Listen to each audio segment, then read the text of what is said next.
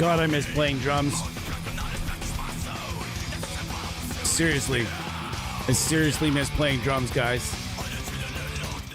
And like, roughly like 80% of what I miss playing on drums is the 2-beat. And what I call the 2-beat, and then there's like the skate beat, which is the 2-beat is just like the standard 1-2, da, da, da, da, da, da, da, whereas like the 1-beat would be da, da, da, da, the opposite. And then you get the double bass kind of kicking in with like the skate punk thing, whereas it's the and fuck, that beat is like I could play it for days unended, days with like no end whatsoever, just like hammering on the skate beat. Like the skate beat, I can just play it right up to about 240 BPM, and like just effortless. It just effortless for days. And I could never really blast though. I can never really blast. Thrash drumming, skate punk drumming, rock drumming. That was kind of my bag, right? Metal drumming was like, it was like, I really only got into double kicks in my early 30s. Maybe my mid-20s. Mid-20s is when I got into double kick, but then I didn't really take it seriously until I was like 20, maybe 27, 28 or something. As I have my bucket of fountain Coke from this morning chilled in the freezer. Ooh-wee. Very, very exciting. We're listening. Oh man, I turned it off instead of minimizing. Wow, the travesty. Just awful. That's The Crown. And if I had thought about it properly, we probably could have pulled off having Marco here, but that's not a short notice kind of guest. But we're going to have Marco and his son from I guess they're both in The Crown currently. I just realized that in a picture. I think his son, Marcos Tervanen's son, is actually filling in for The Crown right now. And if you've never heard of Sarkator, I say that, I think it's literally called Sarkator. They don't call it Sarkator. It's Sarkator. But it might be Sarkator as well. Either way, go check them out.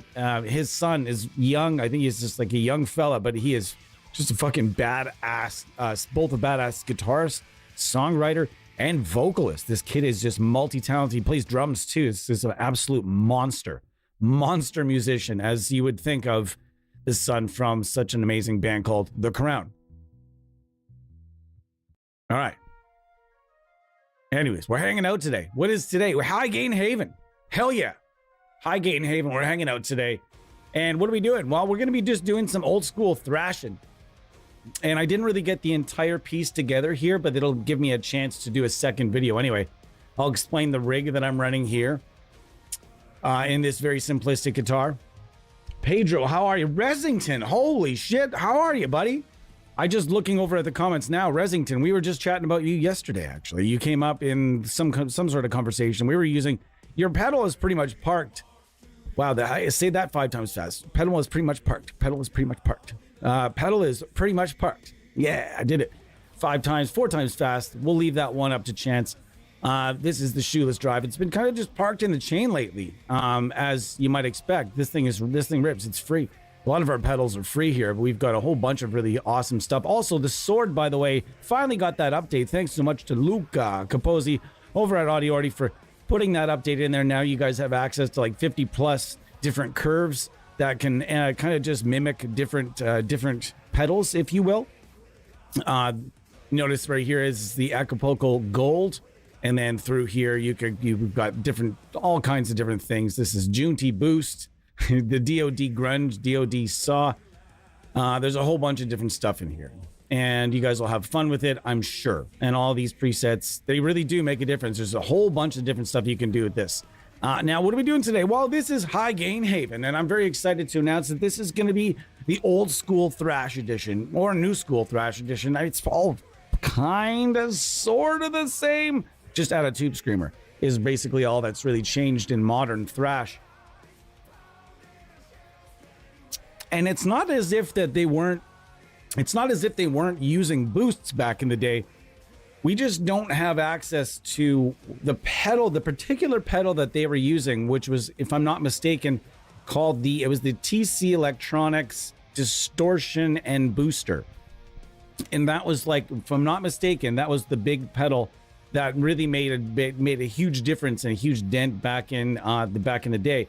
Prior to Mesa Boogie getting really involved, we have to remember that there was a time in American thrash, which is, let's be honest, I mean, some could argue that between Germany and North America, that's sort of where thrash sort of began. You can just assume, if you don't want to agree, that Germany was also on par as far as the timing goes, but like there's a lot to suggest that there's a lot of thrash going on in Europe as well. But I mean, let's just focus on American thrash here for a second. American thrash, it was voiced by Marshall for the longest time, and then all of a sudden Mesa Boogie released the Mark II C+, and then that all of a sudden sort of changed the game on about a billion different levels for at least American thrash, American guitar players. I'm not actually, this sounds irresponsible of me, but I don't actually own the best Mesa Mark II C+. Pardon me. I don't own that Neural DSP plugin. I reviewed the trial. I heavily tested it, and it's wonderful. I just haven't gotten around to purchasing it. And yes, we do get a certain amount of NFRs here, which is not for resale licenses, for review and for content creation. Yes, we do. Thank you very much to all developers. Although we are not at this point at the status where we can request from all developers. We certainly have our relationships and our connections that have been around for a day or two. And I have worked alongside, I have tested betas and done all kinds of different things and received plenty from Neural DSP in the past. And thank you for those past support. Although these days, they have a bit of a higher criteria, which we have not met. And our numbers are small, very small numbers over here. And that's fine. We don't mind. And that's totally cool. But until that point, I'm not, I can't really justify going out of my way unless there's a really good sale on the Mark II C+. It is at the top of my list for the stuff that I don't own. So that being said, we do have some nice inclusions here for you today. This is certainly not the only thrash that we're going to do. And thank you so much to EMG Pickups for, we'll say, sponsoring this by sending me out this nice little kit that I've got parked in this cost-effective RG. So this is an RG 420 EG. Now, if you notice, this actually has like cuts in it that came with the guitar. Like there were literally cuts and screws and stuff in this guitar. And I just painted the panels different colors, did this nice neat little fade. And it got, it's a very amateur hour paint job. It was all spray cans and like tape and some other fadey nice type things that we did. And then I put a pickguard on it, even though this guitar doesn't have a pickguard. There's another humbucker route under here, and I had to kind of doctor some things, but it all worked out pretty good. Now, in this particular guitar, that only cost me, I think this is like on local marketplace years back now, this probably cost me it was like $120, $140 Canadian, which is not a whole lot of money, but it was pretty beat up and had to be nursed back to life, and here we are. Now, what I did is I emailed Tommy at EMG and I told him what I was kind of trying to do. What I was trying to do was rebuild an old RG.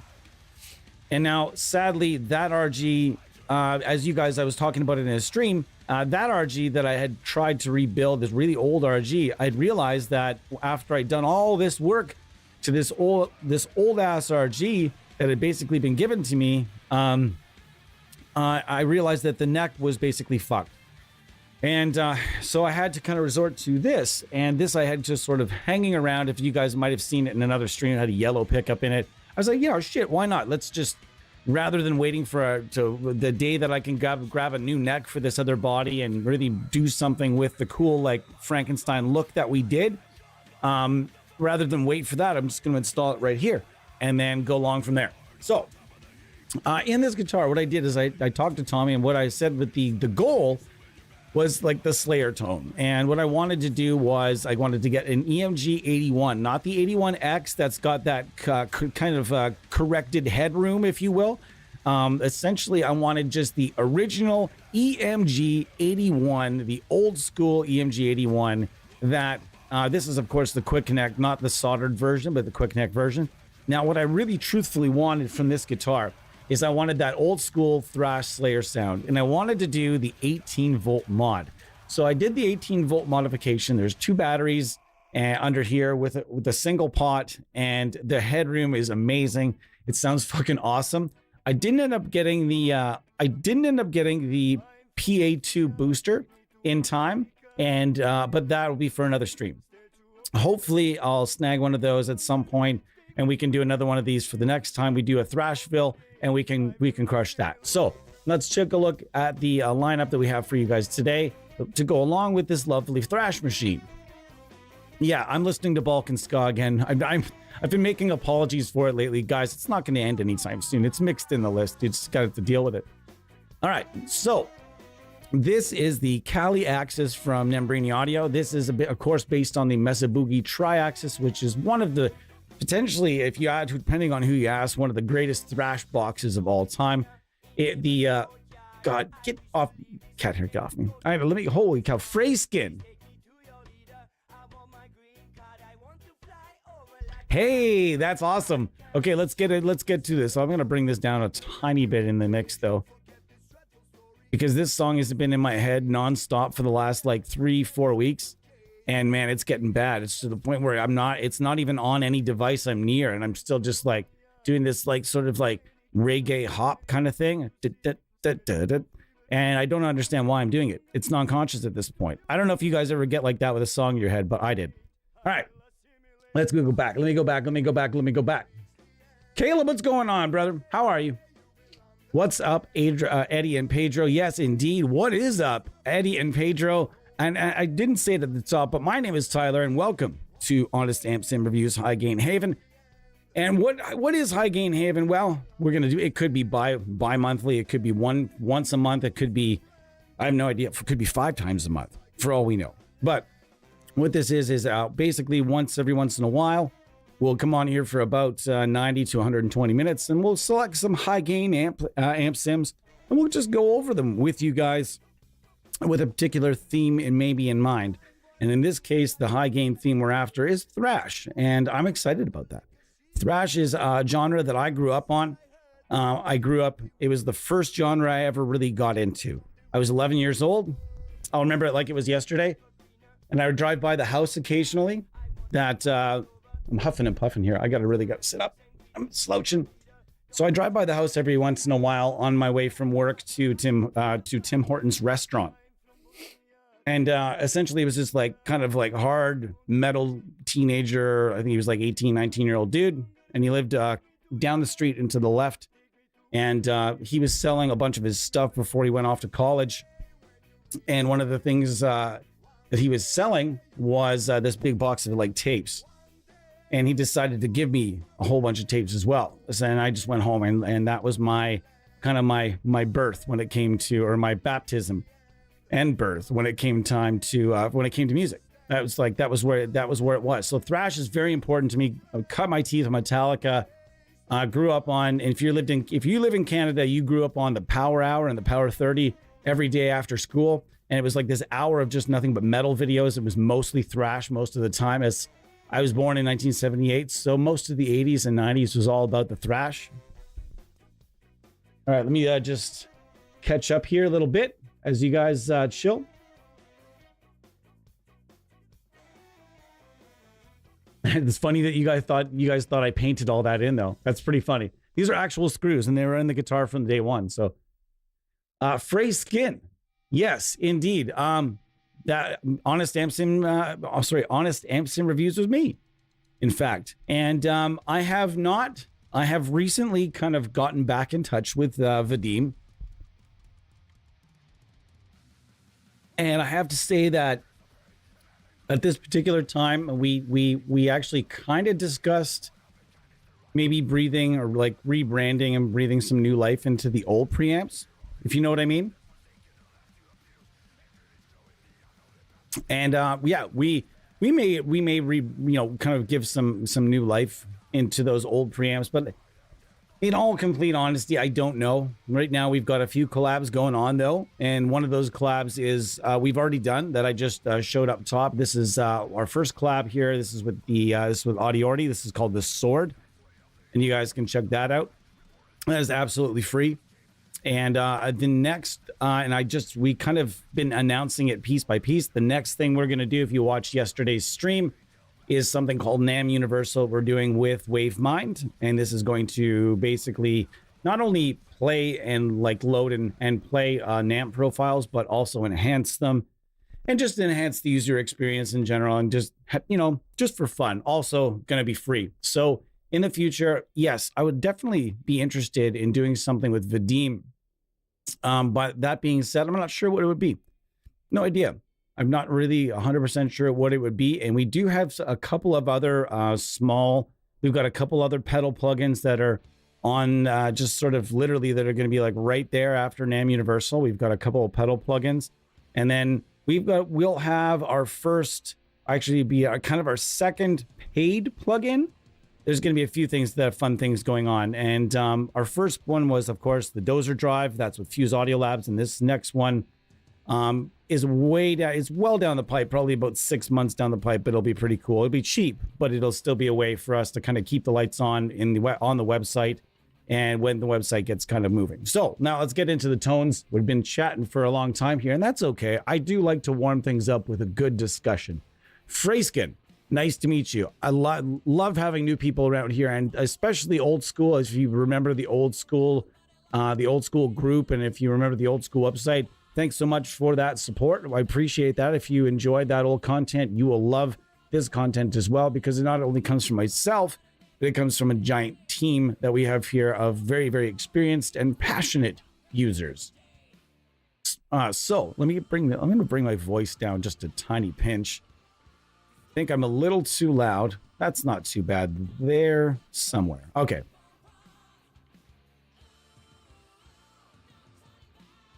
Yeah, he's also making stuff with Ugrotone. So we wouldn't want to just interrupt what he's got going on with them either, right? If anything, like maybe we would just like maybe re-release the old stuff, like the old Hazard preamps with a new logo, and maybe we could dream up some sort of power section they could get fed into. But the problem is they kind of alienate Mac users. But right now, Mac is doing also a pretty good job of alienating their own users. To be honest with you, as efficient as their machines are, the updates really are tireless. Now, let's get into the other plugins. We've got the Kali Axis. Boom. And what this is essentially a bunch of Mark amps in a deep ass rack box that, yeah, every time we talk about the Triaxis, we've got to go into the fact that it was one of the most awkward rack units ever fucking made, because instead of making it too thick, we'll call it, they made it too long, 2 spaces long kind of thing. And it was just really, really awkward to work with. And you had to buy these big ass cases, and it was just fucking headache. So that is, but the tones, oh god, the tones. Next, MLC Sub-Zero. This might be what we get started with. STL Tonality Lassie Lambert making another appearance, which it's made a few times. Fortin Nameless Suite, as it's also been around here a few times, because this, I make no apologies, this one will pop up a lot because it is one of my favorites of all time. Always will be, always has been, and past, present, future, this thing they've got an update coming for it apparently. Nameless X. And if that happens, boy oh boy, I'll be happy.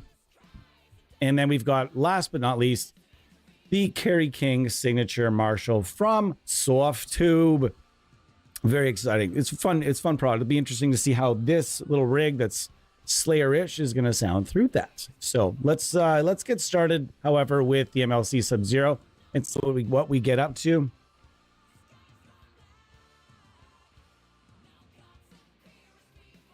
Resington, I think he's probably gone by now, but hey, thanks so much for dropping in, buddy. Appreciate you.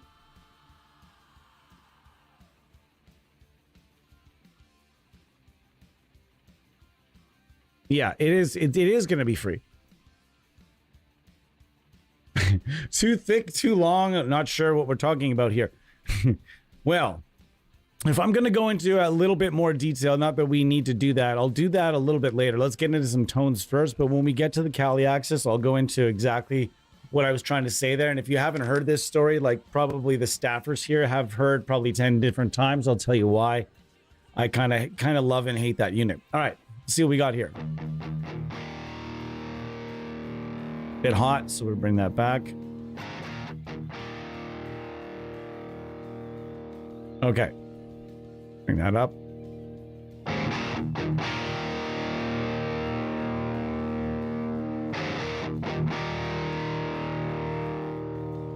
I'm just gonna get the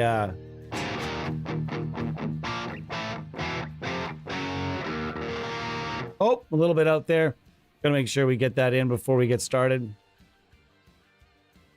And you might be thinking, why are you using the tuners when this is very obviously has got the locking, it kind of got the locking, the whole locking thing going on, locking nut, and it's got a, sorry, what do they call it? I was gonna call it Floyd, but no, it's the edge tremolo in these RGs.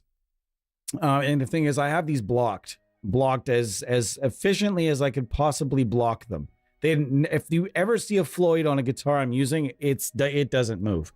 It never will move. It's never going to move again. And I have no use for it to move. I like the action. I like the tuning capabilities and all the different things that it adds. But otherwise, yeah, I got no use for a Floyd. And I know Eddie hates that comment. You can just dislike that if you'd like to, buddy. All right, let's see what we can dig up here first.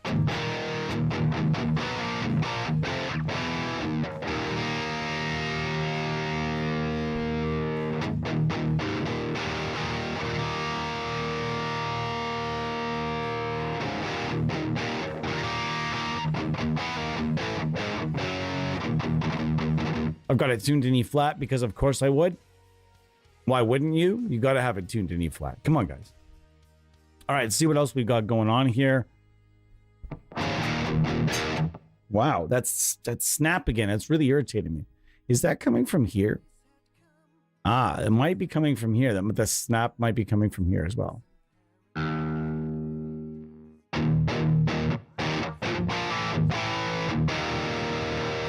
right, that's not too bad.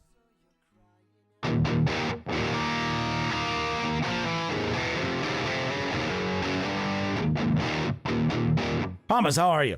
So slow moving. We're moving slow here. We're moving slow at the start. And if you're in here, by the way, say hello. Say how are you? And say what's going on. I'm excited to be here. I enjoy. We're going to go for kind of older school slash, we'll go old school. We'll go modern. And there's some really good tones inside this one for sure. Now. Oh, man. Love this song.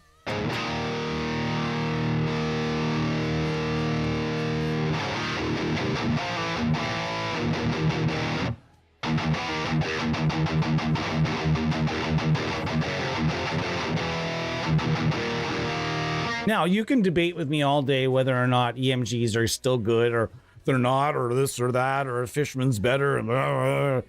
You want to argue with that all day and until you're blue in the face, go ahead. Cat hair, get off me. You can go ahead. That's fine. But there's room for more than one active brand. There always has been. There always will be. There's room for more than one active brand. There's room for a few.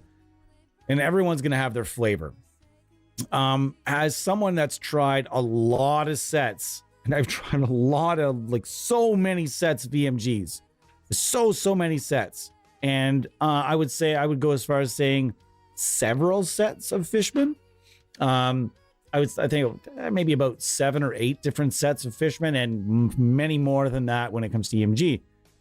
And I can say that there's no real reason to compete. Compare. There's no real reason to compare them. They're very different. They function different. They sound different. They both have their ups and they both have their downs. One is not a copy of the other. And it's instead the same goes when it comes to arguably comes to the Seymour Duncan. What are they called again? No, not hot wires. Are they hot wires? No. What are they called again?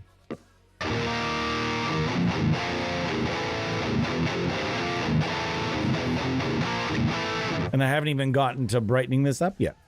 Let's brighten that up and let's scoop things out as typically is done with thrash.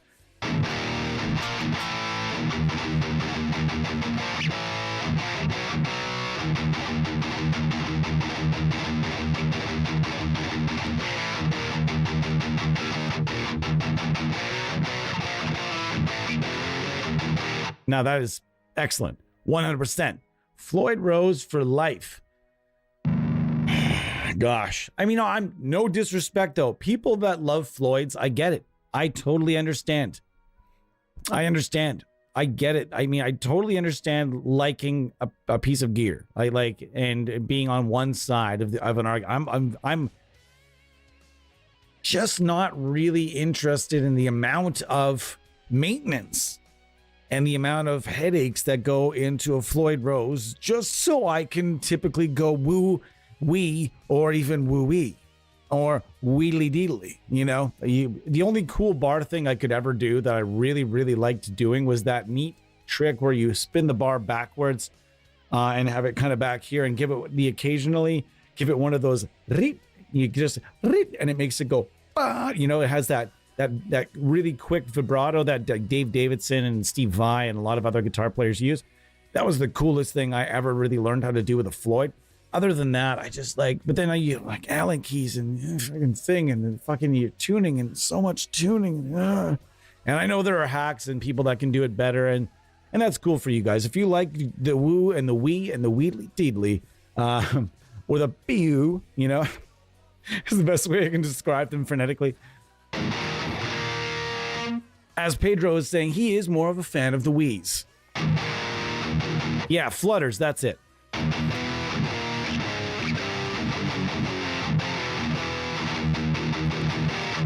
But the thing is, when I was growing up, I wanted a guitar so fucking bad with a Floyd that I had them do, I took a Hondo Flying V to the local guitar shop and had them install a licensed Floyd Rose that I had got from a friend of mine that was just like, and even the guy at the store was like, why are you doing this? I was like, because I really want a Floyd. He's like, really though? Like, do you really, really want a Floyd? I was like, yeah, man, I really want a Floyd. He's like, all right, we'll put in a Floyd for you. And they did. And it, yeah, I don't know. I realized very quickly that I didn't, in fact, want a Floyd. It's just so much maintenance. Anyways, the MLC Sub-Zero 100 from Bogren Digital. Bogren Digital kind of came out of nowhere, and I don't like, they've put out the wonderful IR packs, jumped into some plugins, but this is their first fully, like, full functioning plugin that they've ever done. Everything else was like the one fucking knob, the goddamn one knob. Oh, we're not going to get into that. No, nope. Don't get him started. That's the guy down there. It's the personality down there. He's in there somewhere. He wants to talk about the one fucking knob. No, nope. We're not going to talk about it today. All right. Anyways, what we're going to talk about is the MLC Sub-Zero 100, but they just put out a one knob version of this plugin. I don't know. Guys, there's very seldom am I going to say eyelash. Sorry. Very seldom am I going to tell you to stay away from a plugin. But if you already own the MLC,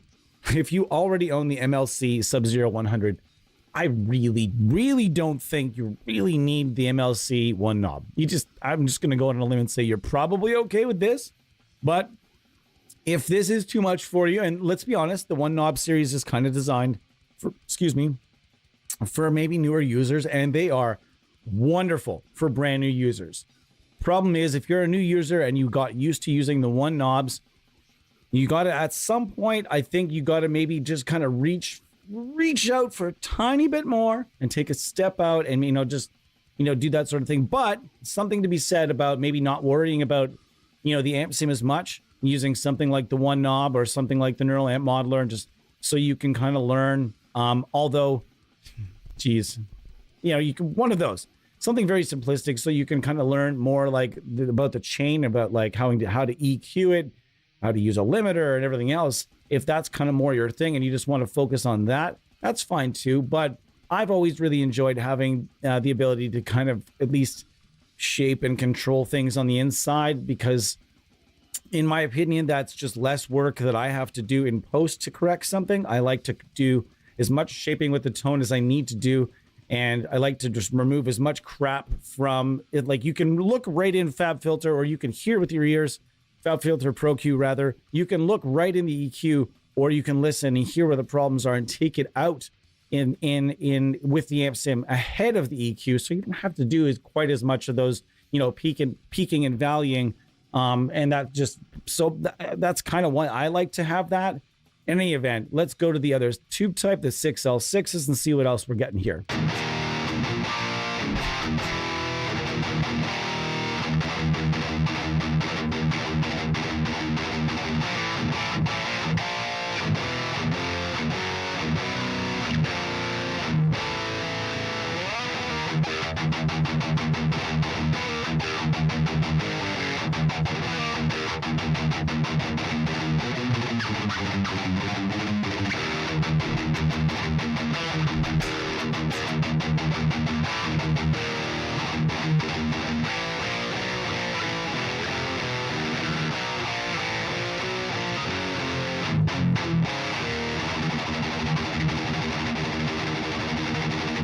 Yeah, that's right there. That's thrash tone. And the EMG 81 really is thrash tone. Like, there's not, if someone asks me what is, like, if you ask most experienced guitar players, like people that have been playing guitar for a while, they ask them, like, what is the perfect pickup for thrash metal? They're probably going to tell you the Seymour Duncan JB or the EMG 81. Those are the two kind of probably most known pickups, as far as I know, as far as thrash metal. Maybe the DiMarzio Super Distortion as well could be added to that mix.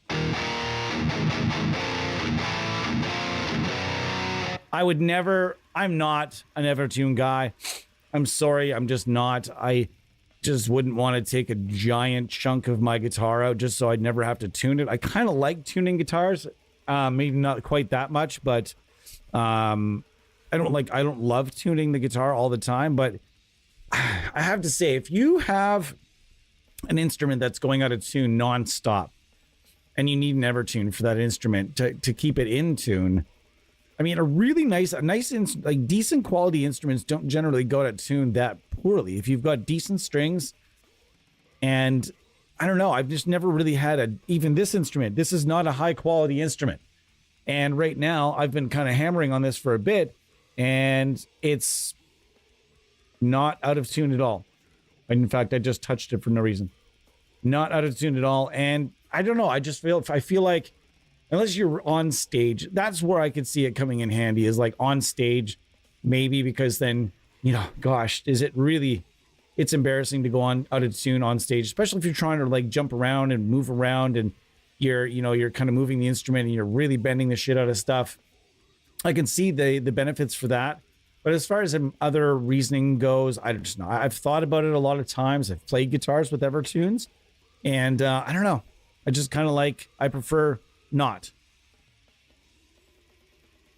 Aren't they working on a tremolo? I heard a long time ago that they were working on a Floyd Rose type thing. Man, can you imagine that? Now that would be something. Okay, you showed me an Evertune Floyd Rose type thing where it just never goes out of tune, no matter how much weeing and wooing and wheedly dealing and fluttering that you'd like to do. Well, then, sir, then you might, and you know, and if you have something that operates like a Floyd Rose that doesn't require such an elaborate routine for maintenance. I mean, how much maintenance are the Evertunes? Honestly, I'm just nose breathing right into it.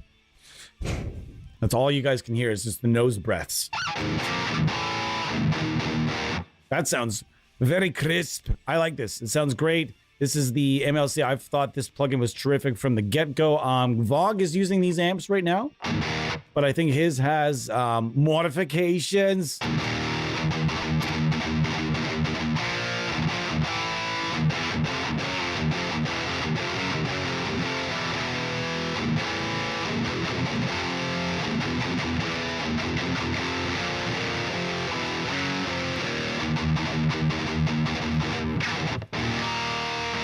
Yeah, hell fucking yeah.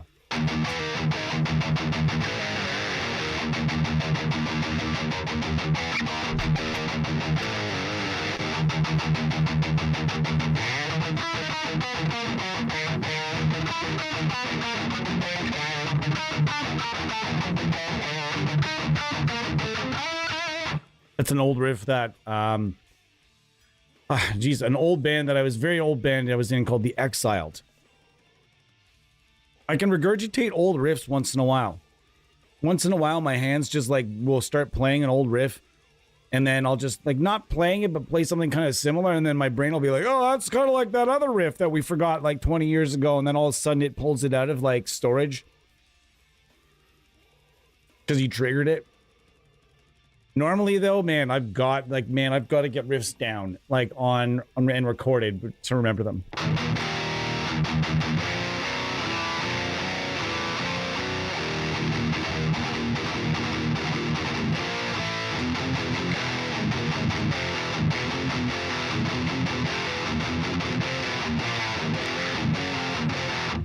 Did some beard trimming today. I think I might have gone a little short in some areas.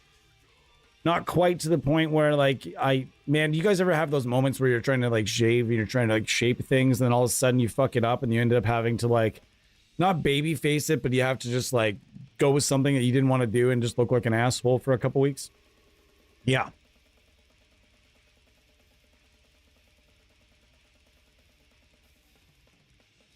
Yeah, they have that thing, right, where you can't bend the strings. That's fucking bananas, dude. That is bananas. Where like you play and you can literally be sitting there going, and it'll just be like, and there's nothing, you cannot bend it out of tune. That's pretty bananas. But I can't see like what guitar player doesn't bend the strings ever. No, like, are you playing in a band where you never ever bend a single string? Not for any reason. I guess there are bands like that. I don't know. I don't think I'd want to do that. I don't think I like that kind. Like, if I lean into, I don't know. There's just something about that. Usually like if you start getting sloppy and leaning on your strings a little bit, you know, like, or you start really like really pressing in too tight. You can kind of, your guitar will tell you like, bro, whoa, you're bending sharp, or you're doing this, or you're that, or the other thing. But with Evertune, it's sort of like this enabler. It's just like, everything's okay. You're not fucking up at all. Everything's fine. I'll take care of everything.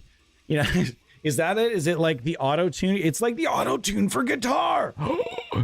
Oh my God. Yeah.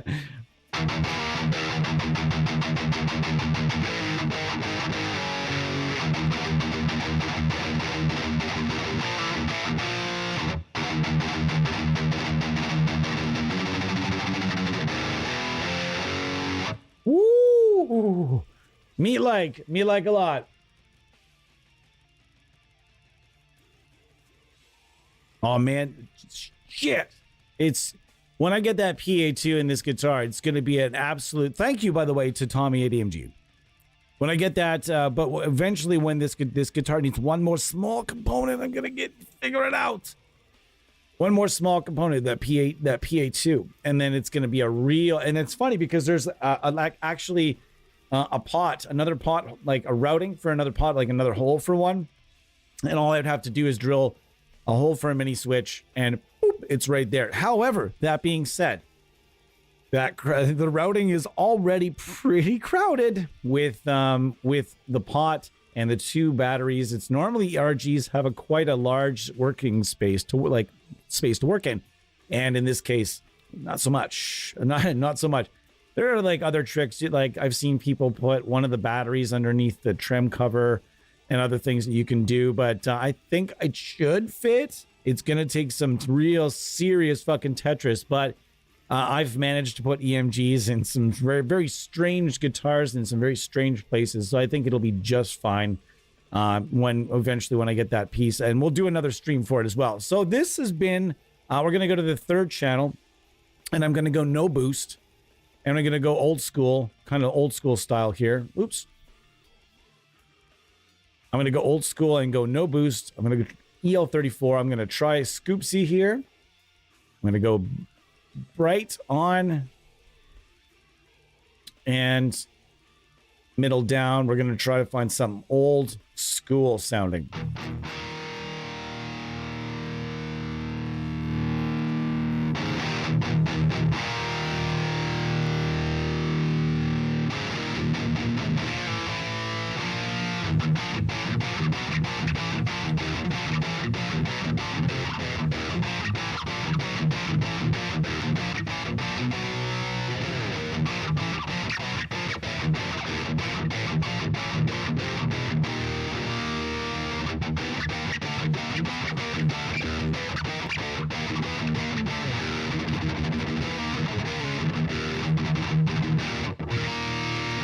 Gotta get that gain up though.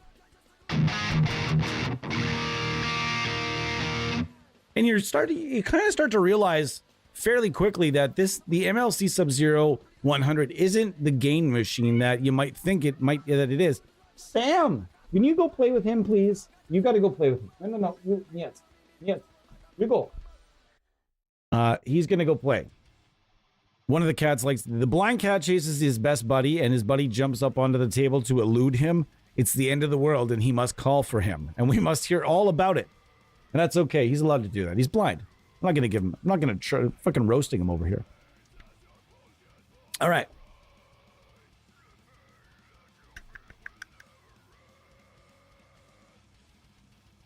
Yeah, Caleb, I agree. This thing does sound pretty sick. Go and get the free trial if you can.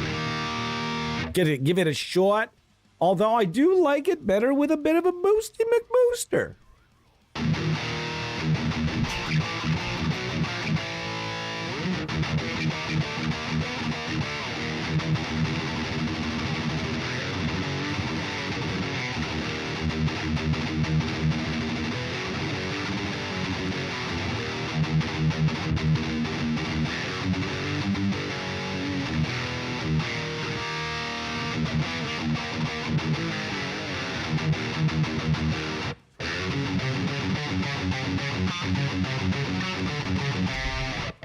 Breathing, nose breath.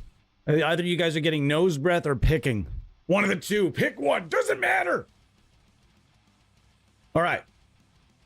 So I'm going to go over to 6L fucking 6s. Because I'm not running any filters, I'm going to back that off. Gonna get a little extra fucking mod in here. Turn up them fucking mids.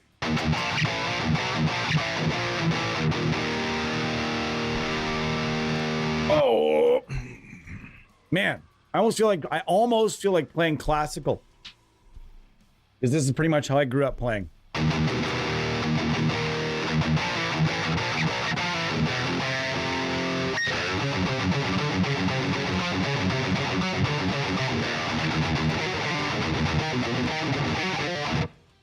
It's so fun. Normally, if you see a guitar player, he's been playing for a while, and he's been playing like, you know, over his leg. And then all of a sudden, like, he switches the pickup to the neck pickup and puts his guitar in classical position. Everybody in the guitar store back in the day when people still gathered at guitar stores, do they still? I have no idea. But every once in a while you'd hear a guy and he'd be like sitting there playing some, like, you know, your average riffs. And then all of a sudden flips over to the neck, flips guitar to classical. Out of the corner of your eye, you're kind of like, what's going to happen here? You know, like, typically that's a confident move. Okay, like prior to Instagram, being able to show off on Instagram, that's kind of how you showed off, was if you didn't have a band that was, or if you did, and no one wanted to go see your band anyways, so you'd go to the guitar store and then like you'd try some stuff out and you'd play in front of people if you had enough courage. And then all this, that was a confident move to switch to classical, because you knew people were going to look at you. Whether this sounds like an old guy talking about the war.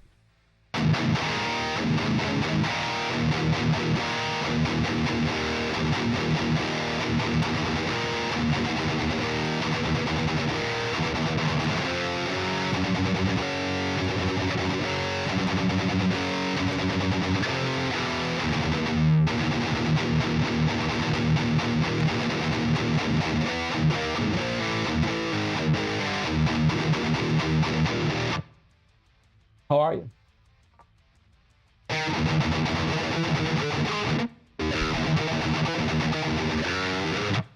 Try that riff again.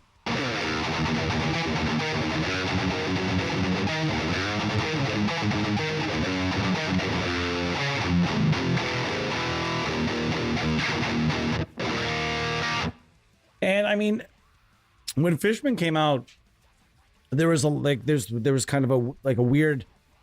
Anytime something cool and new comes out, there's always going to be like a huge movement, and that huge movement has changed a little bit.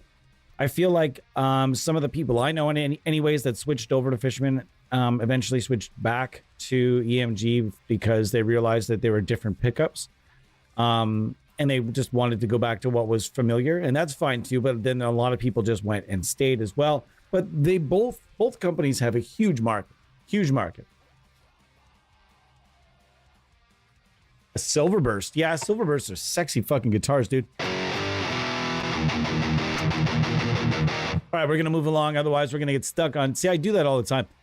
Away she goes. This is the MLC Sub-Zero from Bogren Digital. Thanks so much to Bogren Digital and Jacek and everybody over there. It's been wonderful. Jen's back in the day with Honest Amson Reviews. I've had the pleasure of talking with him as well. Thanks so much for the support, fellas. And support here, as always, and there will be in the future as well, because it seems like everything those guys do seems to be turned into, something pretty good. And they just haven't released anything terrible or anything like that yet. Depending on how you look at it, you may or may not be a fan of the one knob efforts. But if they're not your thing, then that's not the big deal. You don't need to purchase them, do you? And if they're not your thing, that being said, even if they're not your thing, I can promise you that they do serve a pretty solid purpose for a variety of things. Great gateway plugins too, for people that are brand new to plugins that just want to like step in and crush. One could argue that's what presets are for, and then in a more complex suite that you could grow into. But that being said, people like to keep things simple sometimes, and that's okay. No problem, no judgment here.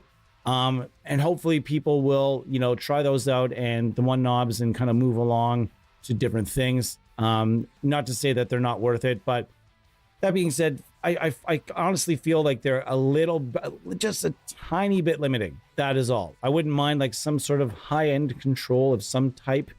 It would be nice. But apart from that, they are very, very cool plugins. All right, away goes the Sub-Zero. We are going to walk right into Fort Nameless Suite. We are about 15 minutes from the break. Not sure how long we're going to be here today, but it's going to be a good one. It's going to be fun. Don't need the Zool.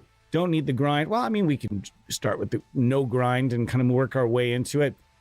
This, you guys, let's be honest, you've heard of this plugin before. You've seen it probably a billion different times, and probably on this channel more than once already. And that's probably not going to change anytime soon. This is one of my favorites of all time, and it probably always will be. Lots of plugins have come out since this one that I really liked, but nothing that really floored me like this did, that this continuously does.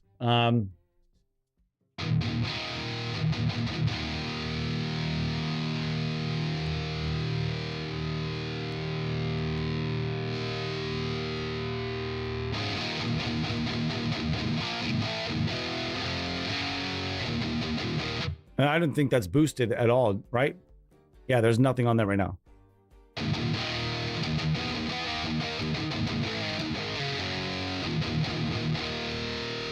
Chuggity chug.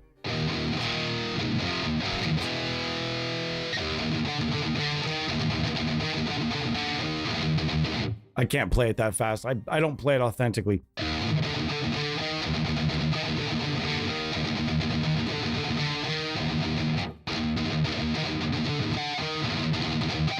That's a fucking hard song. Don't let anybody tell you that SEP isn't tough stuff.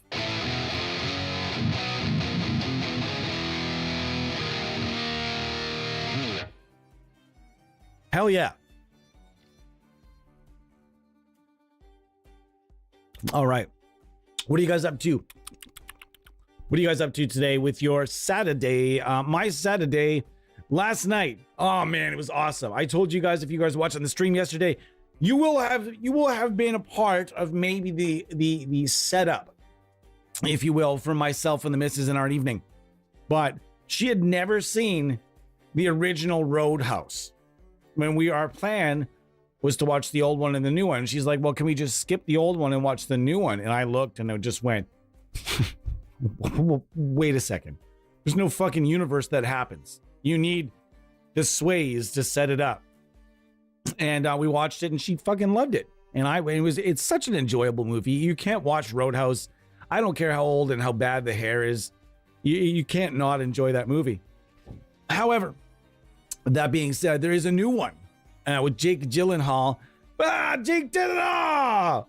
And Conor McGregor! And probably some other folks. And Conor McGregor is playing I'm assuming, like, if you've seen the original, and I'm assuming that he plays like the guy that Patrick Swayze throat rips by like the river, and has like the big, like the main protagonist, or sorry, the main heel's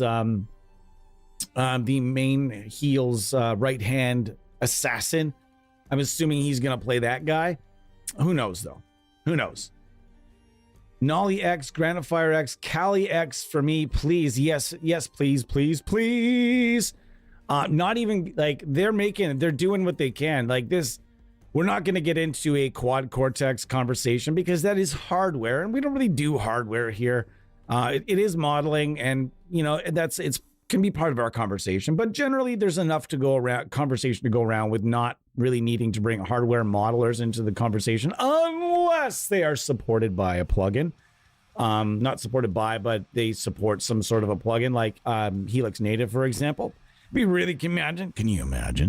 you guys imagine if they came up with some sort of like Archetype X, which was just like this suite where you could use all the components from the various, god damn it, cat hair. I saw it coming and it went right up there.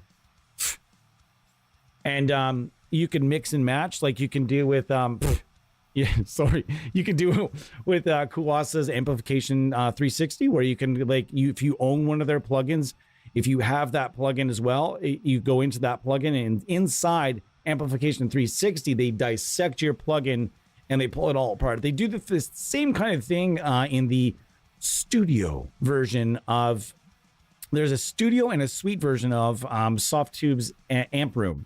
And it's right at the top, right under the logo, you'll see studio and suite. And you hit studio and it will basically dissect all of the Softtube plugins, cabinet sections and all. And you'll be able to use those all separately.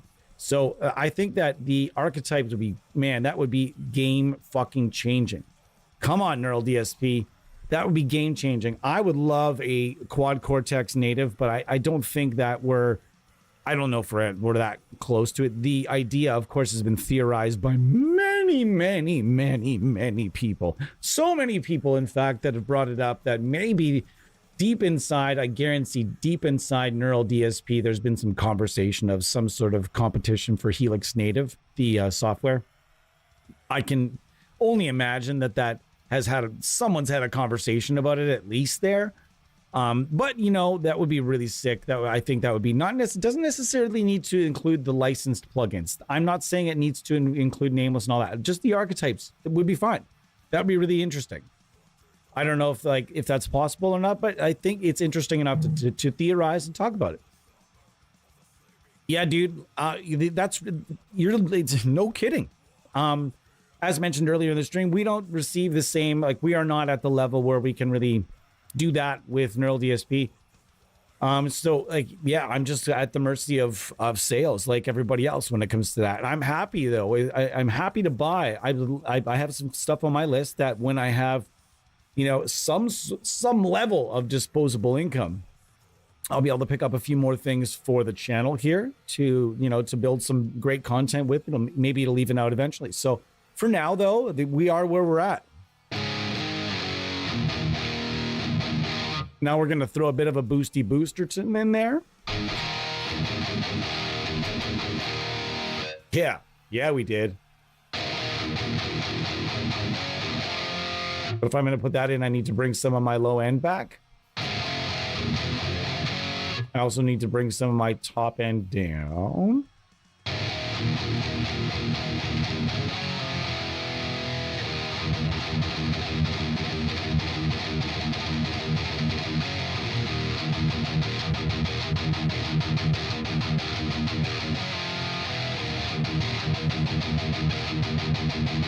I'm sorry, what?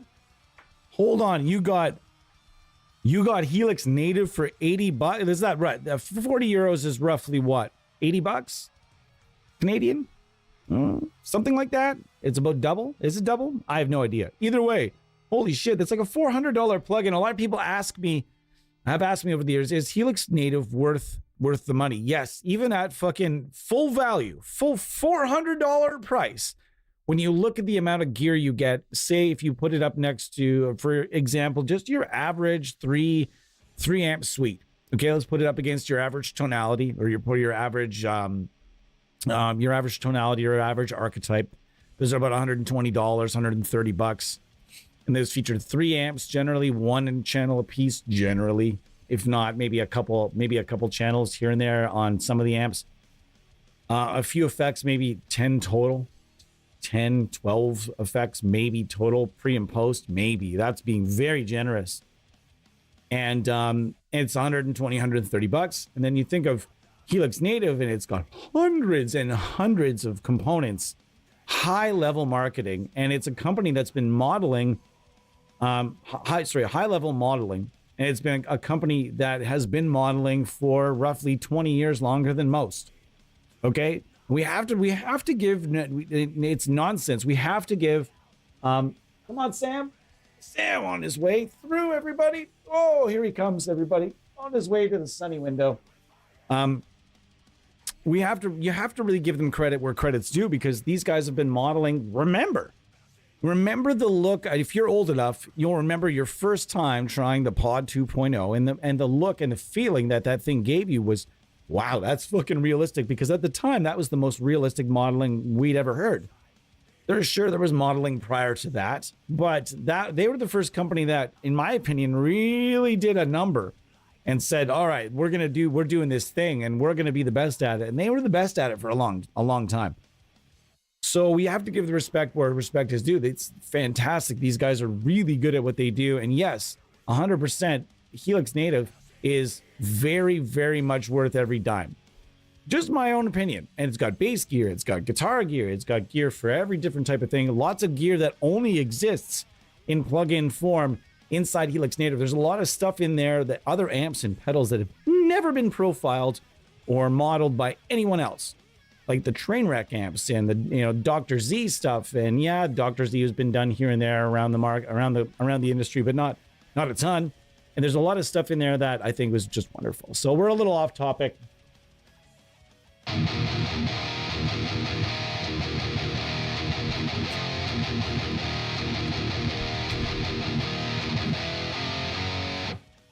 Yeah, so let's try boosting it instead of the grind. I like the grind for EMG pickups. The grind pedal actually sounded really, really good with the headset. If you've never tried the headset before, that's James Hetfield's signature set, and you might be thinking, well, it's just an EMG 81 and 85. You'd be wrong for sure, because that set is a lot of tweaks in there, a lot of R&D, a lot of research and development that go into James Hetfield's pickups. That they're sure they're a variation of 81 and 85 probably, or is it the 8160 for James Hetfield? Can't remember. That's a bit too much gain, so let's roll that back a little bit. I think it's a misconception that thrash needs a lot of gain, because it really doesn't. I'm just going to roll these back a little bit.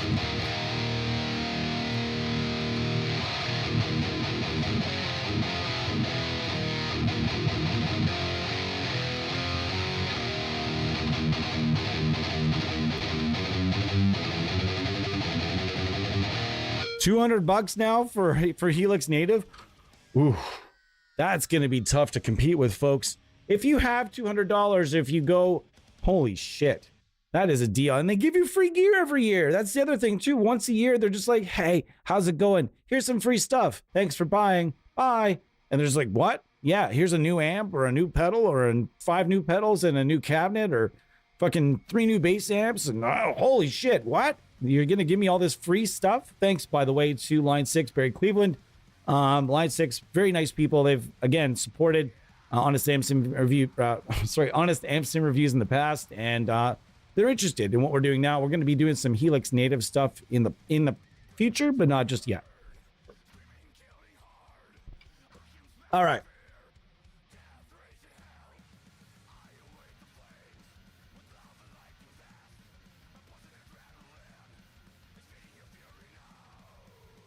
Yeah, man, that does happen with trials. That's why I always say, man, like, So many people have said the same thing. It's just like I've heard the same things. It's like, man, I was 3 days into these trials and I got COVID, and then like the trials or whatever. Like, some developers are nice enough to like reboot your trials, but I don't know. I'm not sure if Neural DSP does that or not. I don't assume that they would, but they do it. I think they clear the trials once every couple of years, though.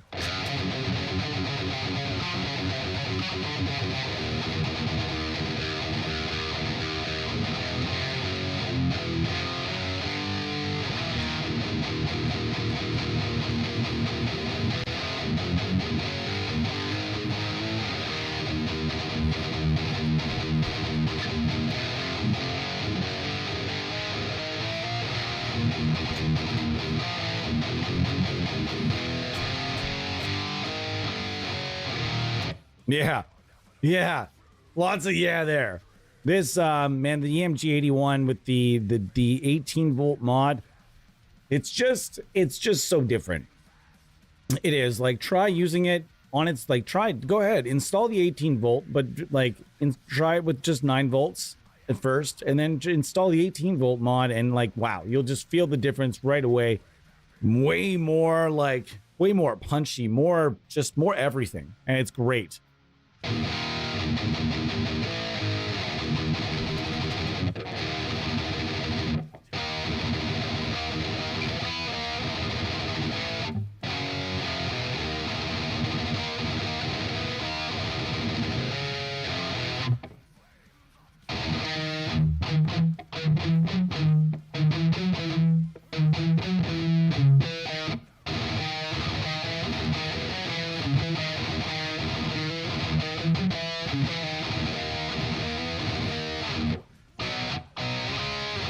Been a while since I played Slayer.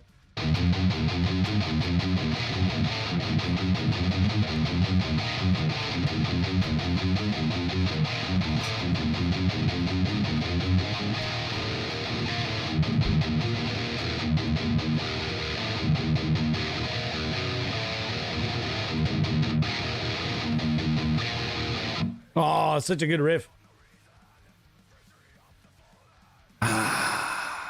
Yeah, I'm not interested. I'm not. We discussed ToneX a lot here, and what we've established is that ToneX kind of sucks. I don't know.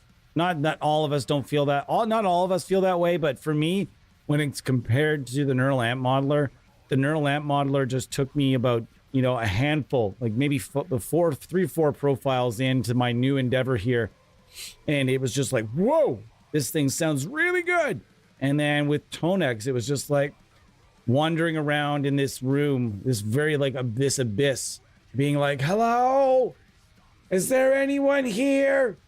Is there any tone? Is there a tone here? I'm looking for tone. And there's just nothing. I could hear my voice echoing. I can hear like, I couldn't find really anything I was really happy with inside ToneX. There's almost nothing. I tried hundreds of profiles. I just couldn't find anything, man. I just couldn't. I don't know.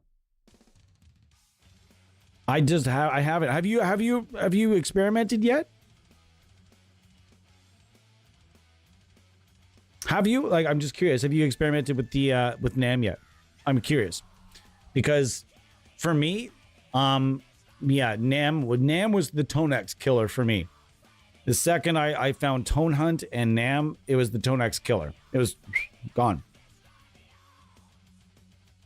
I had no need for it anymore. It also kind of killed the overloud rig player for me. Gone.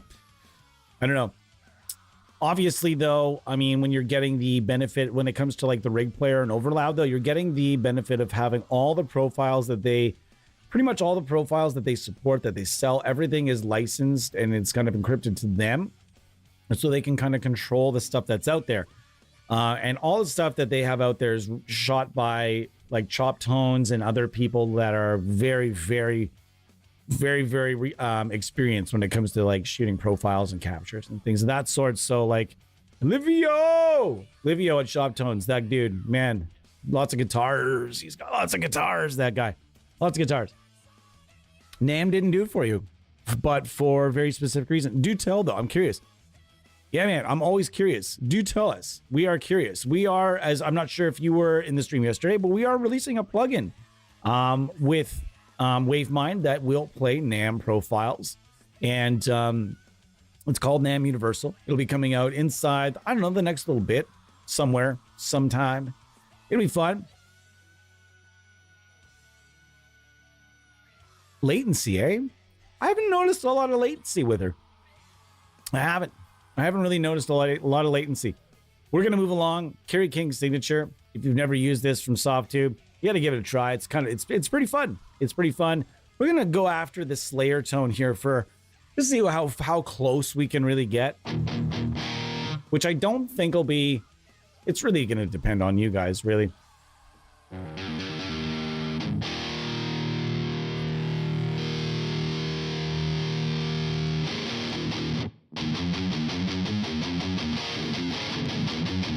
All right, let's see what else I can do with that.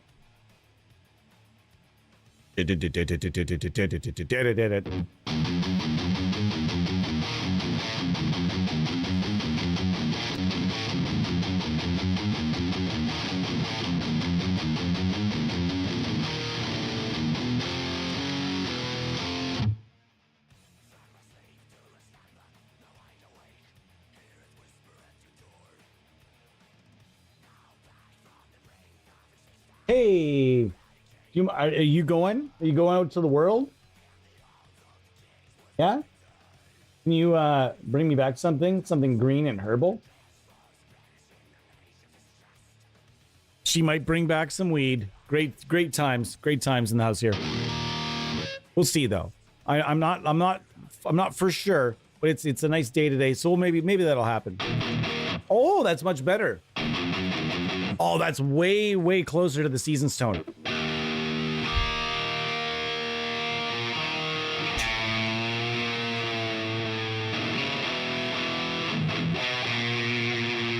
About one fret is giving me some issues. There's a bit of a buzz on the second fret that I've got to file out, so.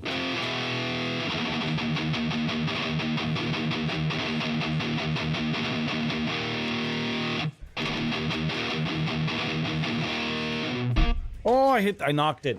That time I done hit it. I gotta find a way for it to not pick up my snoot so often.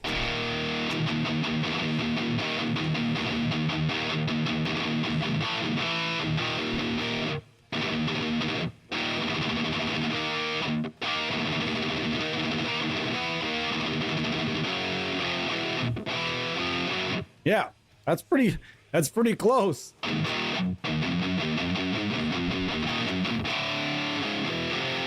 Nice.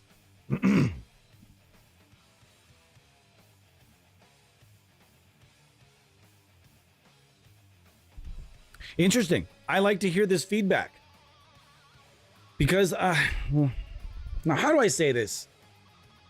I mean, I've seen there's a lot of positivity,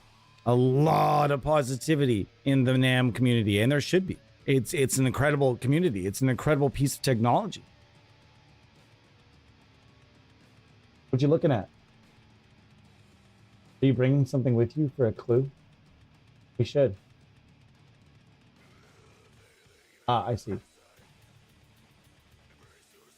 Anyways, whatever the burgers cost and whatever like the booze and the alcohol and all that, we're making plans to watch Roadhouse tonight. Just hold up. I'm just kidding. Anyways, all the party favors tonight, I'll take care of it. All right. So we're just hanging out today. We are past the halfway point, folks, in the stream. I am going to take a 3-minute break, as typically we usually do around here at the fucking halfway point. We're just charged up here. I'm charged up. I'm having a good time. Thanks so much to EMG for sending over this lovely little thrash care package, and also sent over, as you guys, if you guys watched the stream last weekend, also sent over the lovely Dave Ellefson set for review and for so we can have a nice active set of pickups here when it comes to content creation, everything else. Thanks so much to Tommy. He's just a wonderful dude to deal with. And if you're out there, if he ends up watching this, which is a possibility. I'm going to send him over the links. Thank you so much. And we will be using, you guys will be seeing this guitar a lot after I fix the second fret, but you guys will be seeing this instrument a lot. And it will be back and for the second half. Typically, I like to switch guitars second half, go after something a little bit different, but this is the star of our show today, is the EMG 81. And if you're looking for that really genuine thrash tone, if you like active pickups, or even if you wanted to do like a right left stereo guitars that have kind of a lot of beef on their own, you could have one side doing the JB, doing the one side on the rhythm, and then on the other side you could have the EMG 81. Of course, the 18-volt modification if you're using the 81. If you want the 81 type tone and you don't want to do the 18-volt modification, you can get the 81X. Although, as I have tested both, I am much happier with the 18-volt mod than I am with the EMG X. And I had a lot of people tell me that when I was trying out the EMG X, saying, well, it helps out the issue, but it really doesn't cure the entire thing. This, I will be honest, the 18-volt mod, it is better. It just, for me, is better than the EMG 81X or whatnot. So, all right. Anyhow, I will be back. 3 minutes. Give me 3 minutes, guys. I will be right back, and we're gonna have some fun yet. Fun yet to be had, guys. Fun yet to be had. Can't wait. Cheers.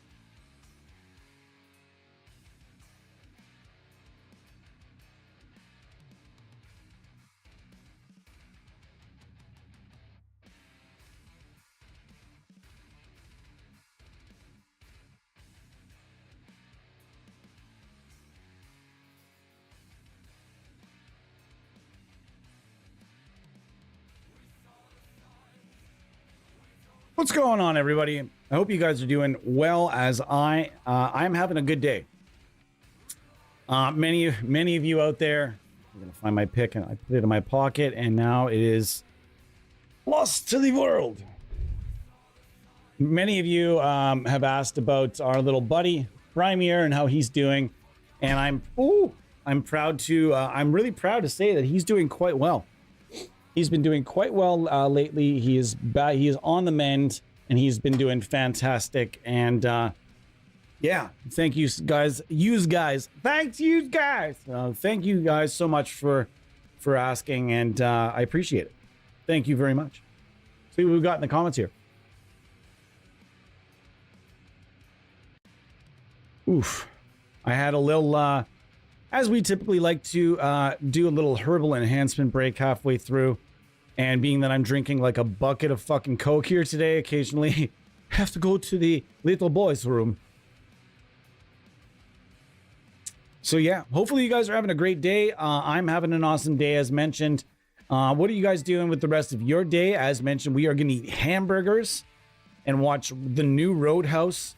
Probably going to be some sort of, it's probably not going to be great, but it's probably not going to be bad either. It's not going to be as good as the OG, but I appreciate that they made a new one. Originally, I think it was supposed to star Ronda Rousey. Okay. And she was going to be like the bouncer? I don't know. She can't act though. So that's pretty close, guys. That is pretty fucking close. I'm not going to lie to you guys. That is really close as far as the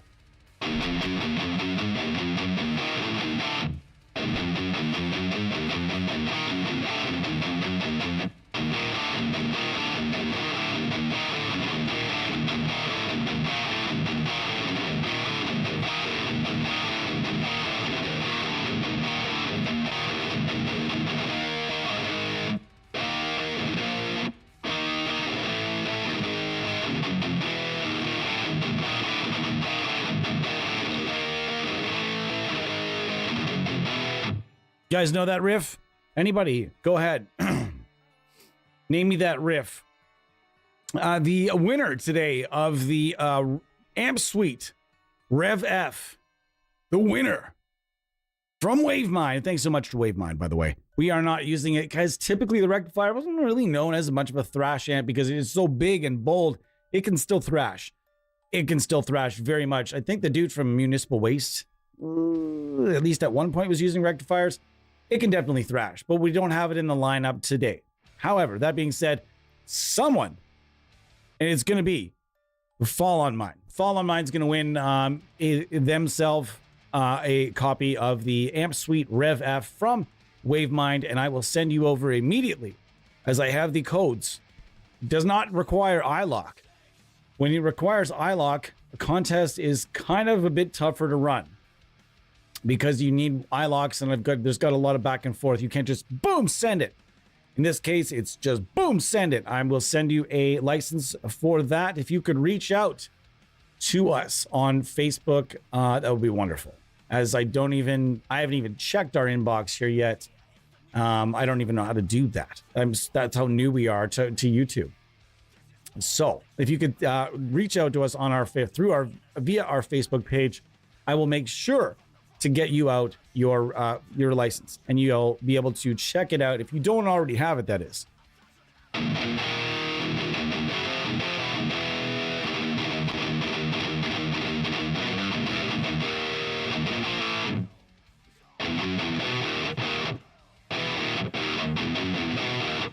Nope, not wrong pickups for that.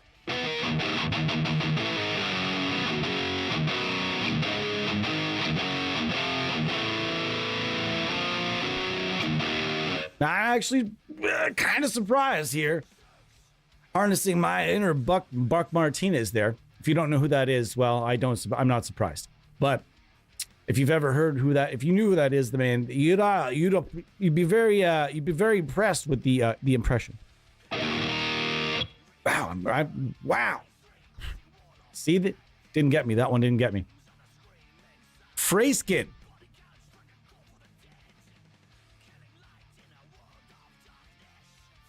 Wait a second. What? It has a randomize button. Oh, it does too. You're right. I just realized that Luca put that in there. Oh, right on. Mint. That's pretty cool. Oh, right on. Although I will tell you that, Bud, the presets are legitimate. And I will throw in some of the presets right now for fun.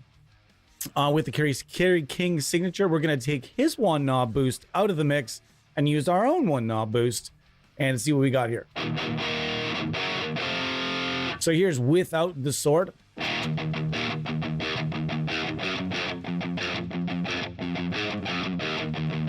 And here is with it.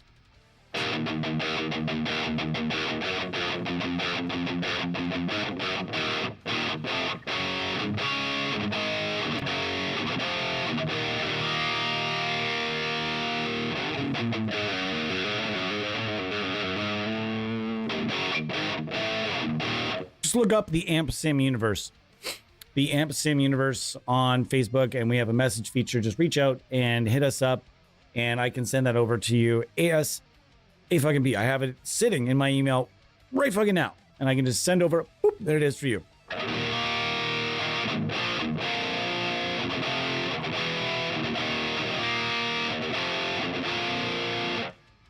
Is it the same as what's in the VS8100?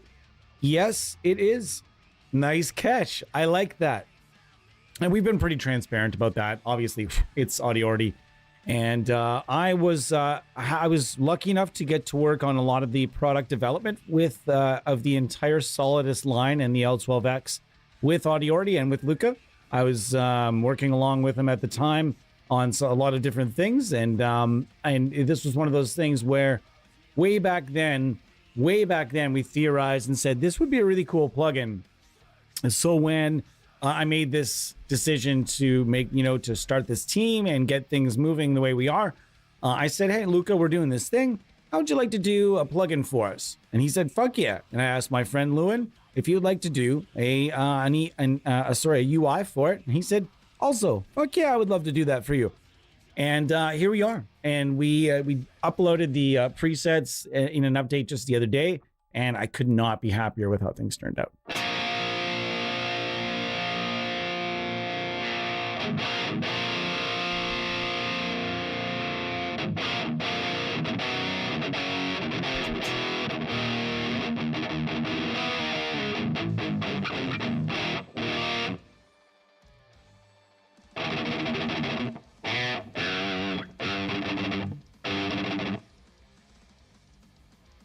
Oh, that's a fucking... All the thrash jams are coming out today. This is a sick riff right here. Hail to the Tsar, Siberian Meat Grinder. That's peak modern thrash tone right there.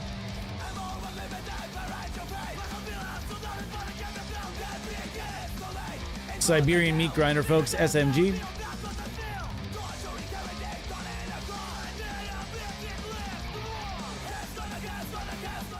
Love it. Love it. And if you like good thrash, check out Siberian Meat Grinder. Fantastic. I'm actually going to make sure that I want to put this album on my list for later. It's modern thrash though.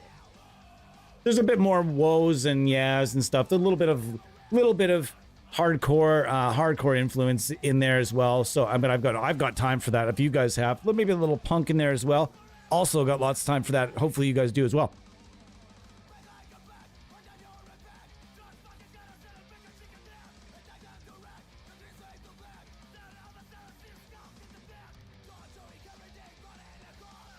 Nice. Spray skin. That's awesome. I'm really happy that you're liking it as much as we are. I'm really, really excited. And yeah, I could not be more excited. We are going to move along, though, from the Kerry King signature through SoftTube. Thank you so much to SoftTube for their support over the last, the last like 7 years that I've been kind of reviewing SoftTube stuff. These guys have been really, really, really, really supportive over the years. And thank you so much to Stefan and Andreas and everybody over there. Thank you, thank you, thank you, thank you. This features basically 3 different cab setups. There's the Terry Date setups. These are kind of the Terry Date studio kind of things you can go to. Here's the setup 1. And here's setup 2, setup 3, setup 4, setup 5, Kerry King Live as well. It's just a straight up, you get what you get.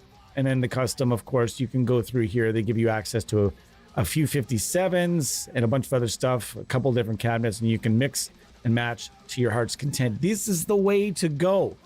This, you guys, I mean, I know there are people there, well, I would just rather have, a 3D cab section so I can do it myself. Trust me, Terry Date knows how to do it better than you do.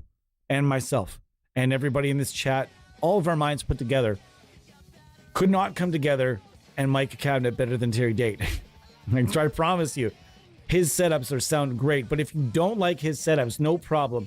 You just have to go in and then you just, oh yeah, that's right. This is a bit different. Go in here, cabs on, cabs off, boop, and the cabs are off. And then you just, in this case, I can just throw in a rectifier and we'll go from there. Oops. Down here,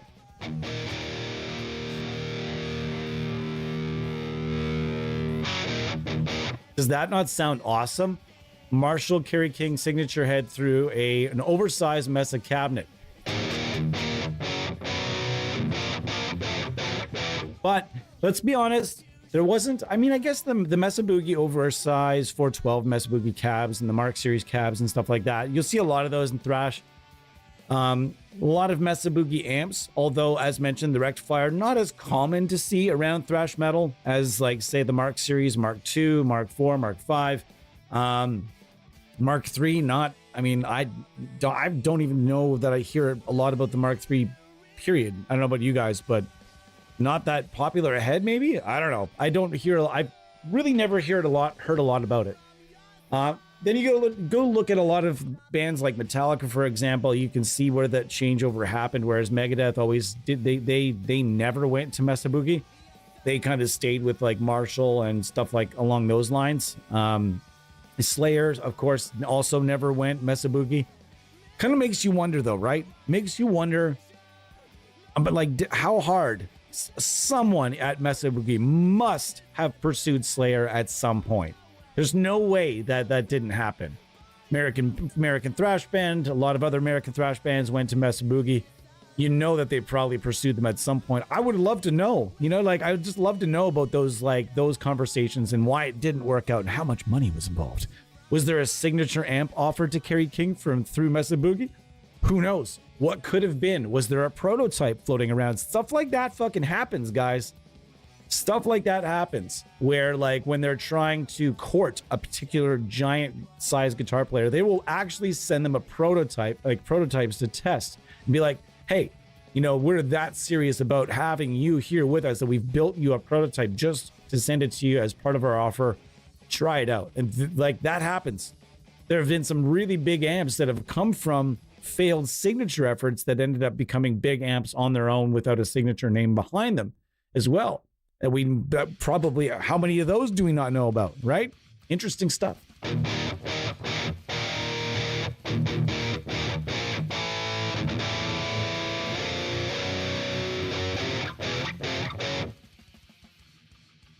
Guitar Rig 3. Stephen Carpenter, to me, seems like a guy that really wants and should be involved in plugins. Like he should have his own archetype, maybe.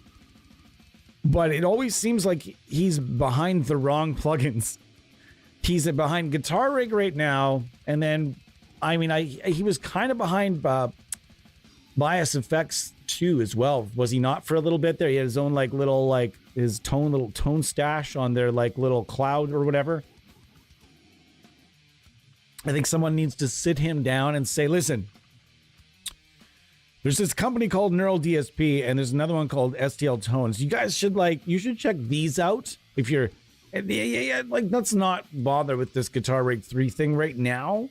If it still impresses you after what I have to show you, then by all means, head on back. And I've had this conversation with lots of people that were under the impression that, you know, where they were at, even though they had not really tested a lot of things, they were so impressed with what they were testing that they just, in their minds, they just could not comprehend that there's something much better out there than what they're using, because this is like their gateway. They're testing it. They're going, wow, this is really, really good, because they've never experienced something better. And then oftentimes these gateway plugins get just deleted and thrown by the wayside. But in this case, it's great when people kind of reach beyond that stuff and find new things. But let's be honest, Stephen Carpenter, he probably, if I'm going to be honest, he probably used Guitar Rig 3 for probably like effect parts and weird little atmospheric things and little bits and pieces, as opposed to using it as his like main rhythm and main situations. But if you also look, he's also used some really interesting gear in the past. He used an ADA MP1 for a while, and that plugin is available with Nambrini Audio. It thrashes, and it is my favorite lead plugin, but admittedly for rhythm, it's still really, really rad. Nambrini Audio has a bunch of those that are great. But we're gonna reach beyond that. We're gonna go to the STL tonality La Silamert, and this should be fun.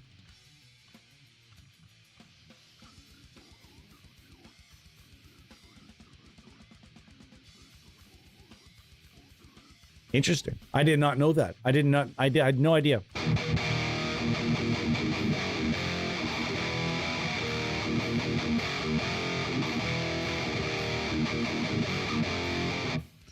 That sounds good so far.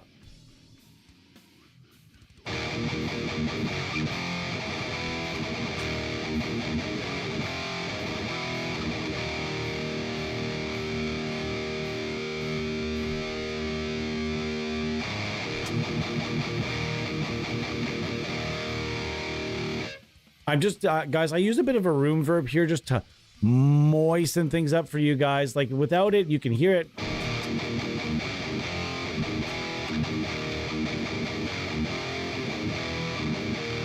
That could be a bit louder, if I'm being honest.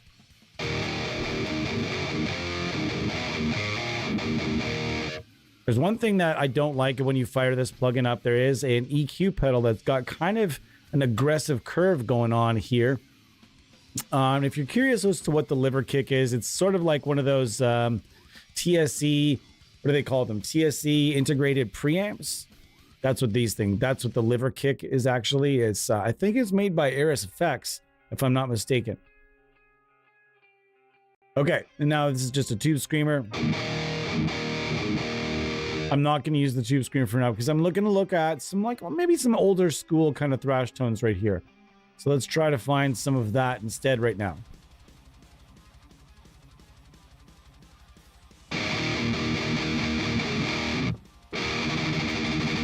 And see, that just, I like to have that room verb on just to moisten things up for my ears and yours. Sounds pretty good.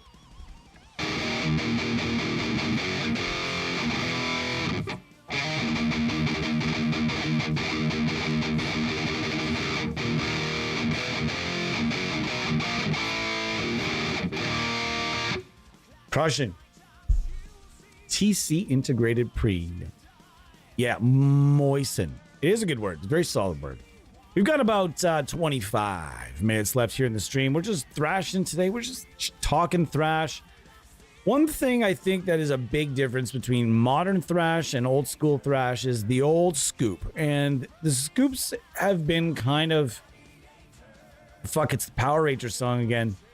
Like, do they think people didn't notice? Like, listen to this.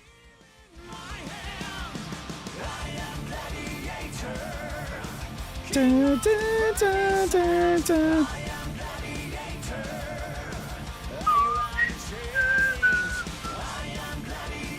Do they think we don't notice? Or do they just like play right into it? Like I would like play right into it. People have noticed. Look at the, go check the YouTube comments. People notice. All right, so basically I think that the scoop is still being used, but the scoop is being used a bit different than it used to be used. Used to be that bands would just record one track of guitar per side, and it was generally most of the guitar players were using kind of a mid-scoop sound, and that's what scooped means for those out there that have never really done it, because it is, at this point, sort of become like this archaic process that bands just like don't really use. It's all about the mids now. Everybody wants mids. They're mids up on everything, and there's nothing wrong with that. I'm just saying that back in the day, scooping was very, very common, which like a lot of guys would just turn their mid knob all the way down, or they would suck the mids out of the tone via like an EQ before the amp, and then kind of jack the mids up on the amp. It was sort of a weird little technique where you could still get that bite, but it was scooped at the same time. Very interesting. You can all kinds of things. That's typically what a lot of the guys like Scott Ian and James Hetfield and all those guys are using, modified Marshalls with those TC integrated preamps out front. I can push the master volume on the amp for you.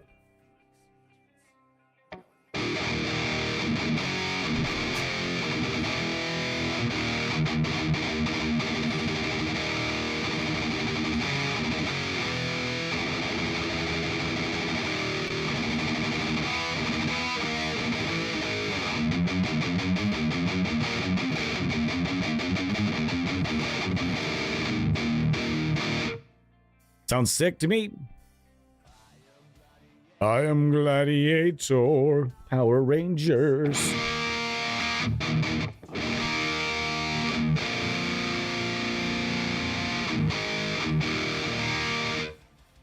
That Fear Factory tone, that's nothing. Lows and man, no joke. The old metalhead modified Marshall that Dino Kazari's had stolen. That was the amp that was used, I think, on the first few records, and it was just an absolute game fucking changer. After he had that amp stolen from him, he went down like, he's just been down this nonstop road of like this nonstop interchangeable road of modelers and modelers and more modelers and, you know, profilers and modelers and profiles and modelers. And then he put out a plugin that arguably just doesn't really, in my opinion, doesn't really capture the full Dino tone, the monstrous Dino tone that he's known for. I don't think the plugin really does a terrific job at showcasing that tone, but that's negativity, and we typically like to stay down the positive street here. In my opinion, one of the best ways to get that Dino Kazari's tone is to use either Fortin Nameless Suite or Fortin Kali Suite. There's a few different things you can do with those plugins that can really get real close, real fucking close with those amps, for sure.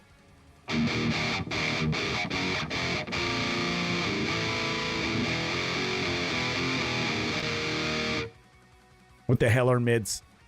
Yeah, Manuel would ask the same thing. Let's push it to 7, just as Thomas is asking here. But remember, if you're going to push it to 7, you might as well back off that output and use your output like an attenuator.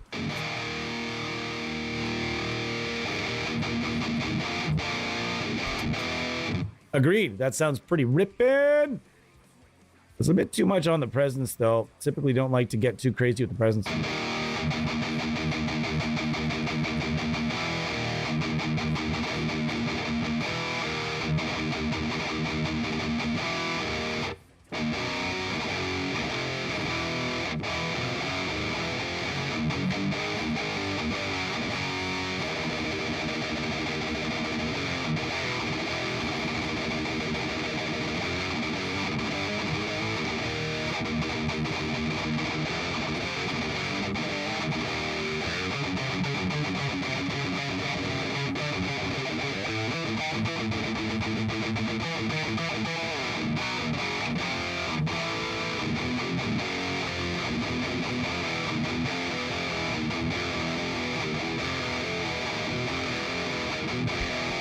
Oh, that sounds good.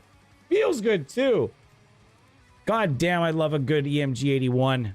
Ah, I still remember my very first EMG 81. I got it was 20. I was 20 years old. 20 years old. I put it in a Yamaha Pacifica, and it had like a duct taped pickguard. I pulled the 2 single coils out of it, and it was a beat up. This guitar was so fucking beat up. And it sounded great.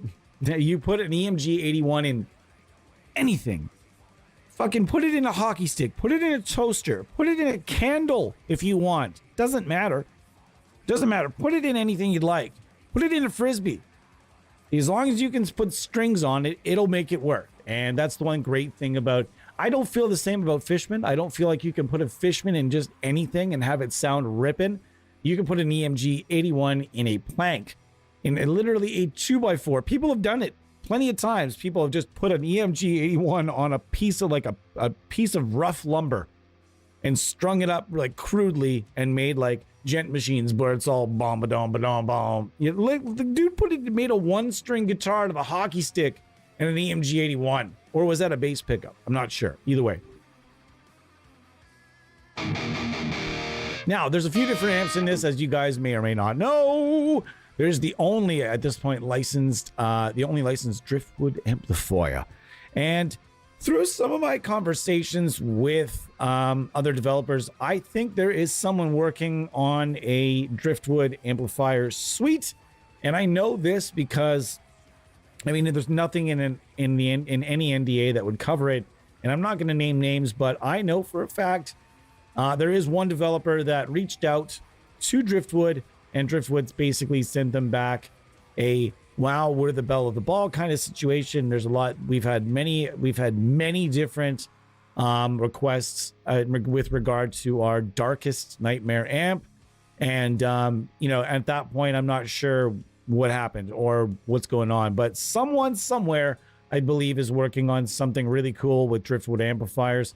That's not like, you know, hidden knowledge. These guys were pretty up front and just said, yeah, they had lots of, as you could expect. I mean, the driftwood amplifiers they're the belle of the ball right now. It's a hyped amplifier, and they are getting a lot of attention from software developers that would like to make a licensed suite. Whether or not they get licensed or not, if you know, here's one thing: if you know that a number of developers have reached out to a particular analog builder, then you know that there is not only going to be a licensed plugin, it's very likely that one of these companies is going to make something work with driftwood, and there's going to be, it doesn't take it doesn't take a rocket scientist to figure out that, yeah, there's probably going to be more driftwood plugins coming down the pipe.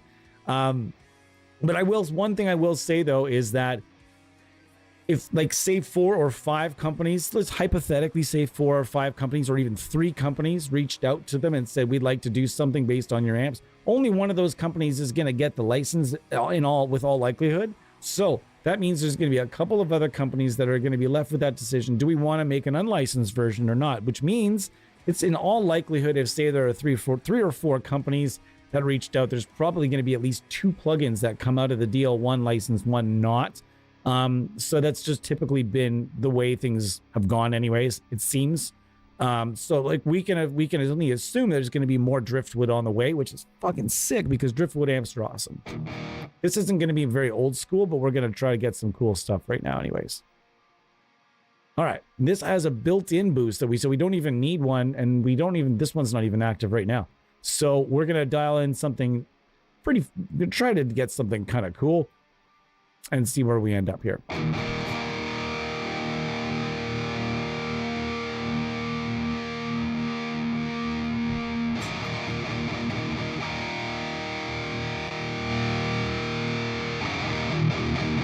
That's right. I'm gonna bring that back to there. So I'm gonna bring back to normal. That's gonna be pretty loud, so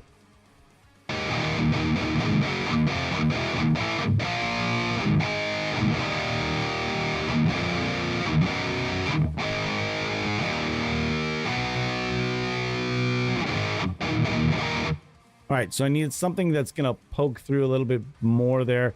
Turn on this TS circuit. They built one right in, which, like, I mean, there's a few amps that have done something kind of similar, but I mean, why wouldn't you? It makes complete sense. Why wouldn't you do that? Oh.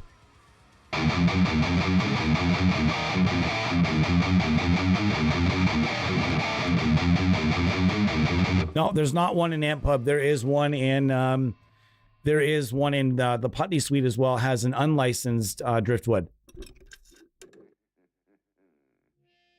And just because these guys have Lassie Lambert, I think, has a relationship with driftwood. So I think this was like contingent with this suite, not so much something where they're going to get all the licensing, although that could be complete speculation. That is speculation. That could be complete nonsense. You could see something completely different. Wow, it sounds so good. Shave a little gain off that. And I need to bring this sharp up.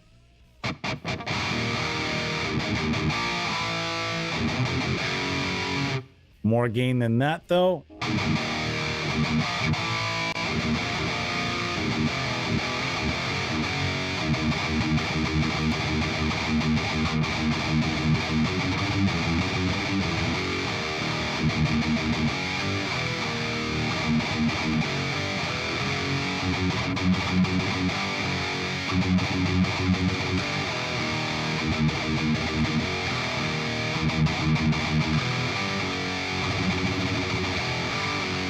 Oh boy. Now, here's what I was going to say about scooping, where I think it's coming in more handy for modern players. Now, a lot of players in general are just are doing quad tracking these days, and why not? Quad tracking is a big part of how we do things in metal and more guitar-oriented music, guitar-focused, guitar-fueled music, and or guitar-centric, as some people like to say. So it makes sense that you want guitars to be giant, right? So whether it's quad tracked all the way through, or it's just like dual tracking during the verse and quad track during the chorus, whatever it happens to be, quad tracking is here to stay. So now with thrash, where I think scooping comes in really handy now is that you have 2 tracks of one guitar, 2 tracks of the other. Now, what I like to do is pen one of each hard left and one of each hard right. Or you can do one where it's one full tone, with one side is 2 of the same kind of, you're using one basic chain. You're not using 4 different chains. You're using one ideal chain that is going to be kind of, the focus of both. And one of them is going to be scooped and the other one is going to be mid-focused. And that way you have this huge, massive tone, as opposed to doing 4 tracks of mid-focused tone and creating this like ice picky goodness, we'll call it. It's not always bad when bands do that, but I feel like doing two tracks of scooped guitar where it's something along the lines of like this right here.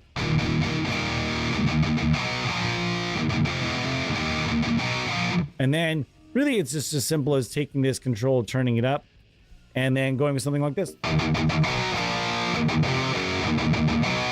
And that is just really the essence of scooping versus not scooping. But typically in the mid-focus, you're going to back off the bass, back off the top end a little tiny bit, because keep in mind we're quad tracking.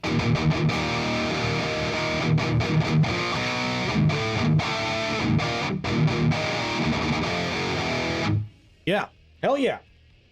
So I've got 8 people in the chat today. We've got 8 people in the chat today. We're really excited to have each and every one of you here. Thanks so much for stopping by and being part of like the low level of what we're trying to do here. We are brand new. We are still very new here. The pre-recorded content has not begun to drop. The 10 to 20 minute reviews have not quite begun to drop yet, and they will. But we love doing these live streams. We've got a lot of them planned. We've got some fun things planned for tomorrow.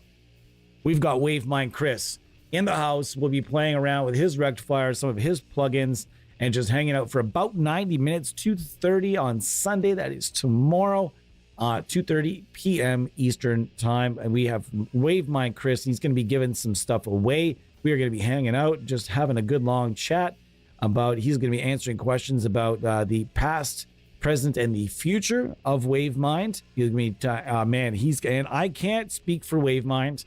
However, I do know some plans that the company has, and I can promise you guys that it's putting a smile on my face right now just to think about what I know that they're working on.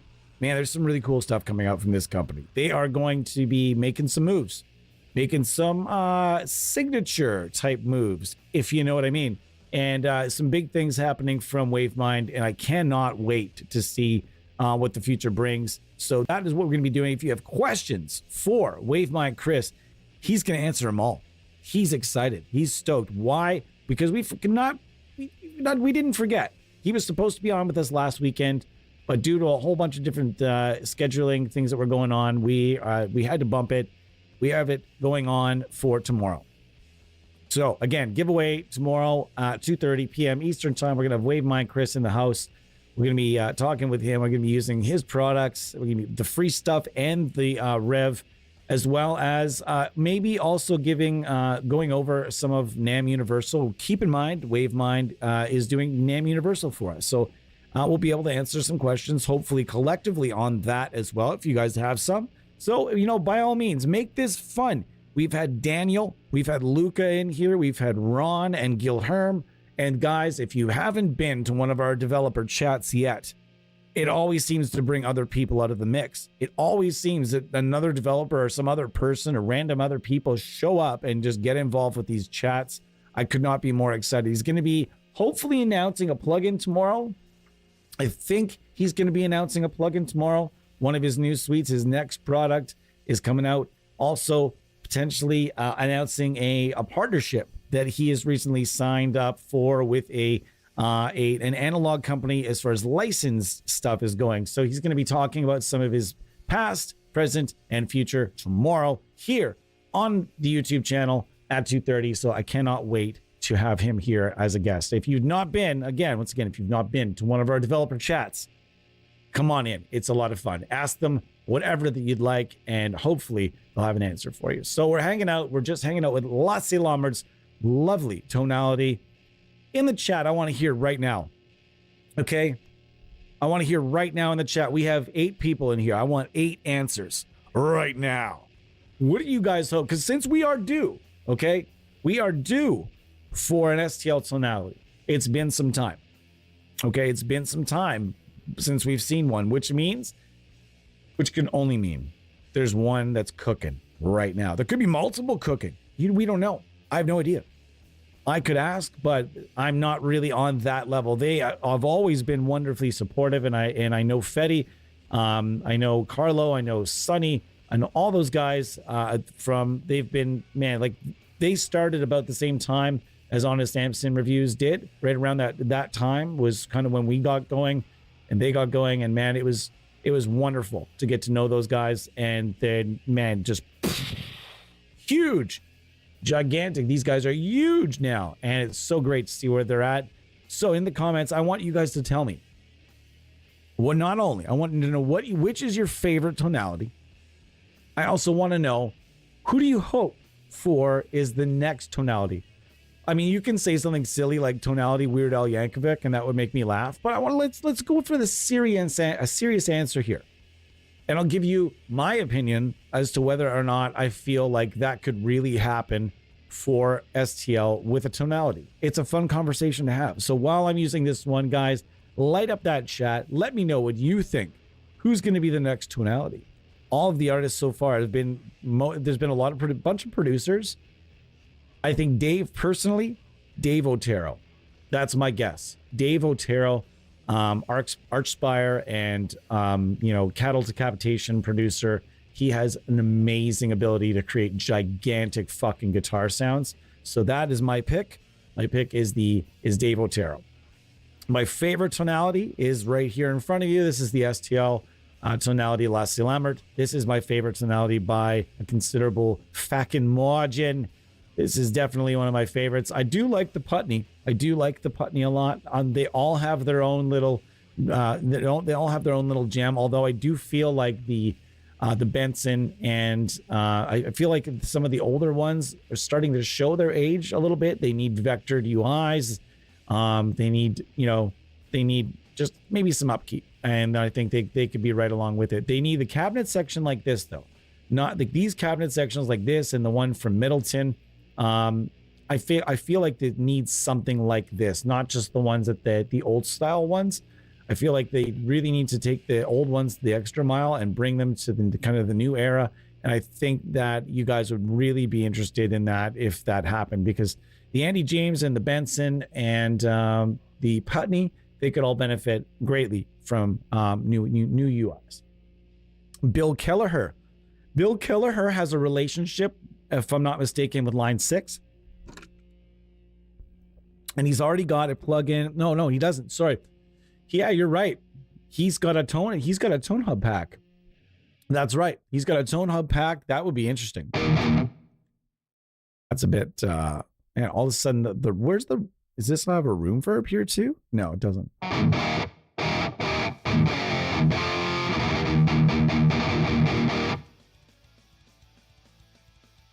I was just thinking the other day about NoFX.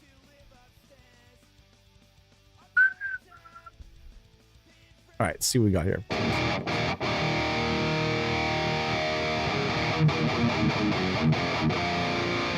Too much gain. Let's gonna roll that back a tiny bit more.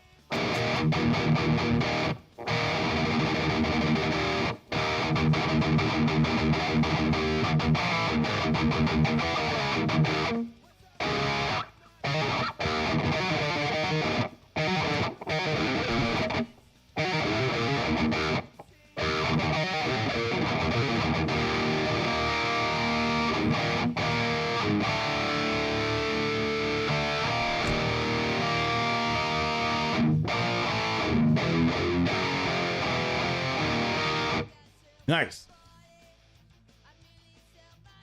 Don Brown from Monuments. That'd be interesting, right? He just did the Tone Hub pack.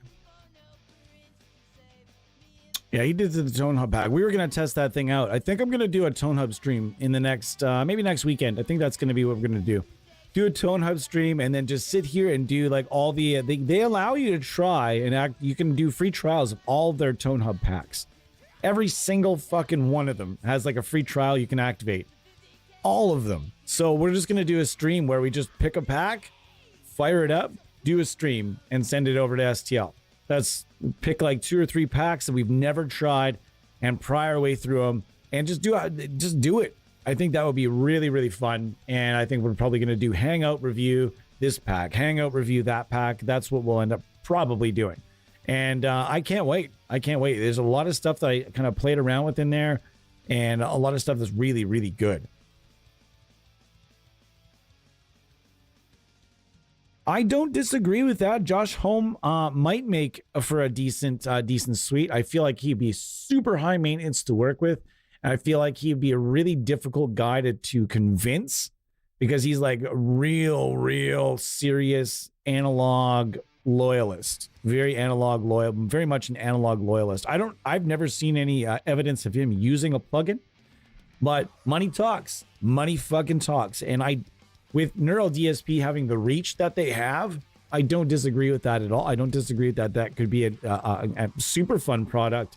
And it would be just like Neural DSP to release something like, say the Morgan suites and be like, what would be really cool to send this to Josh Holm and then just send it to him and, get it. They would be able to reach him through the right channels. They have, really good reach as far as like PR people. Their brand has huge reach. And so, I mean, I feel like it's only as big as I feel like if they wrote him a big enough check, that would be 100% a possibility. But it would have to be with a company that has like a big, like longevity, like they have like a legacy behind them, Let's see. What else do we have here? I'm really interested. Billy Corgan. Billy Corgan would be pretty interesting. You also have to kind of think of like relevance though. Does the artist have a demographic that would play through plugins? Now, my closest connection to Billy Corgan would be through Reverend Ken Haas over at Reverend and Railhammer, who makes Billy Corgan's signature products. He makes their signature, his signature pickups and his signature guitars. I'm supposed to at some point to get a bass through them for artist pricing, but I just have not been able to do it. They have this really cool, like it's like a rumble fish. They call it the bass. I think they call it. This thing looks sick, so sick, and I really do want to add it to my collection at some point when there's money to do that.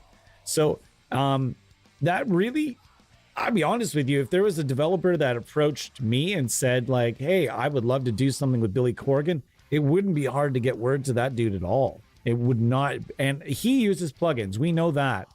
That's a good idea. That's a great idea. I don't know if it would happen with Tonality. I think they have kind of a vision of the style of artist they want to kind of stick with. I think that we'd have to think about what fits inside there. Kind of, we like look at what they've already released. Do they want to take a step outside of that sort of that target demographic of modern metal producers and modern metal players? Do they want to take a step outside of that to create something a bit different, like Neural DSP did with Corey Wong and Corey Wong and the Morgan suite and everything else, right? So yeah, there's a lot of opportunity. What else do we got? Brendan Small Deathclog. I happen to know that Brendan Small has been approached about a signature suite. I didn't approach him for a developer, although I know the AR guy that did. And because we talk, the AR guys, I'm not AR anymore, but the AR guys all talk. And he was telling me that he had the opportunity to pursue and have a conversation with Brendan Small's people. I don't know if it went anywhere or if the conversation, I have no idea. But all I know is that, yes, he has definitely been approached. I do know that he also has a relationship with Line 6. he has some sort of endorsement with line 6. So a Brendan Small signature suite with line 6, that is definitely not outside the realm, because basically if he's a Helix native user, which he is, I think he uses their stomps, and I think he uses Helix native in the studio at times, and I think that would make sense, because they could make it something like their modern suite or their thrash suite or their doom suite, where simply an artist selects their favorite components from, say we're going to give you 3 amps. 2 of them have to be from Helix native, and 1 of them can be, we can create unique to you, and it will stay exclusive to you, just like they did with those plugins. 2 of the amps were from Helix native. 1 of the amps was from was unique and new to those suites. Then what they did is they waited a year before adding that new stuff to Helix native in a gear drop. So they gave consumers reason to purchase the suite. Now, what if, in theory, Death Clock, Brennan Small, was to select his 2 favorite amps and then come up with a unique amp like the Badonk with line 6, come up with something completely unique and custom from scratch, where they, in those cases, they use like a VH4 power section and a JCM 800 power amp or a preamp. You know what I mean? That's typically what those amps are, is just coders having fun with code and having fun with schematics and saying, well, in the analog world, we don't typically do this, but all we need to do is copy some code and put it on top and figure out a way for it to make sure it relates, and we're good. That's why you see so many unique mixtures. Maybe even see stuff like that in the Neural DSP archetype series, where some of those amps may be originals as well, where it sort of sounds like this, but it's a little bit like that. That's why those amps are kind of, they have that mystery behind them. They look like this, a little bit like that. I know, I heard it was based on this. No, I heard it was based on that. That's the sort of the mystery and the mystique, right? So that's very, very interesting that you brought up Brendan Small, because that'd be very interesting, wouldn't it? They could flex. They've got a lot of signature artists where they could flex signature suites. Someone should talk them into that. That'd be interesting. Guys, I love theorizing products with you. We are past the 2-hour point. And now what we did today is to summarize, what we did today is we took this lovely little pickup here. Let's go. We took this lovely little pickup here, the EMG 81, a little bit dusty there. Sorry, guys. Only in a couple days, too. Pardon me. So we took that. There are 2 batteries underneath here, along with just 1 volume pot. I'm going to be putting in a little booster at some point right here. And we took that lovely little setup. We just fed it some amp sims, or fed it into, rather, some amp sims, and to see what we could do. And really the consensus is, if you want to thrash, the 81 isn't going to fail you, especially with the 18-volt modification. That really doesn't take a lot to do. It's not as plug and play. There's one more extra. There's basically 1 solder. It can all still be quick connect, but there's 1 solder to it. And there's a few different ways to do it. But Bo came up with a nice little diagram where all you really need to do is, there's a black and a red that have to go together from the battery connectors. And other than that, it's all plug and play and quick connect. And it's really easy to install. And if you really want to thrash, it's the EMG 81 is going to get you there. The Seymour Duncan JB is also going to get you there. There's a number of pickups from a number of manufacturers that are going to do thrash really, really well. And it's not always the pickups that you think. You don't necessarily need to go with anything really high output. Keeping that in mind, like a medium output pickup is probably better for thrash. You don't need anything that's super, super high, crazy high output, because remember, you're not using as much gain as you might think with thrash. It really is. It has to stay articulate. It's riff-oriented music. It's a lot of alternate picking, a lot of trem picking that you want to hear, and you don't want to have it turn into that big blurry worry.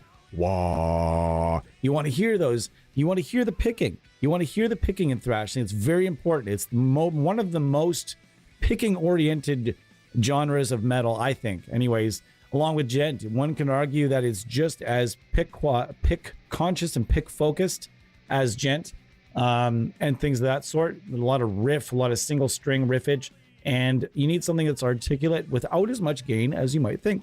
So using a booster out front of, say, like a nice Marshall is what it is for thrash, guys. I mean, it really is. Marshall amps and thrash metal just have this nice way of kind of grooming each other and working along nicely in parallel. But that being said, the EMG also likes to work in with that as well. And you know, there's just a lot of different amps out there and amp sims that are going to work really, really great for thrash metal. And as far as free goes, we'll do another one, Freeware Friday, maybe next week. We'll show you guys how to get some nice freeware thrash tones. It's basically going to be the L12X, the Emissary, and the Crunk, guys.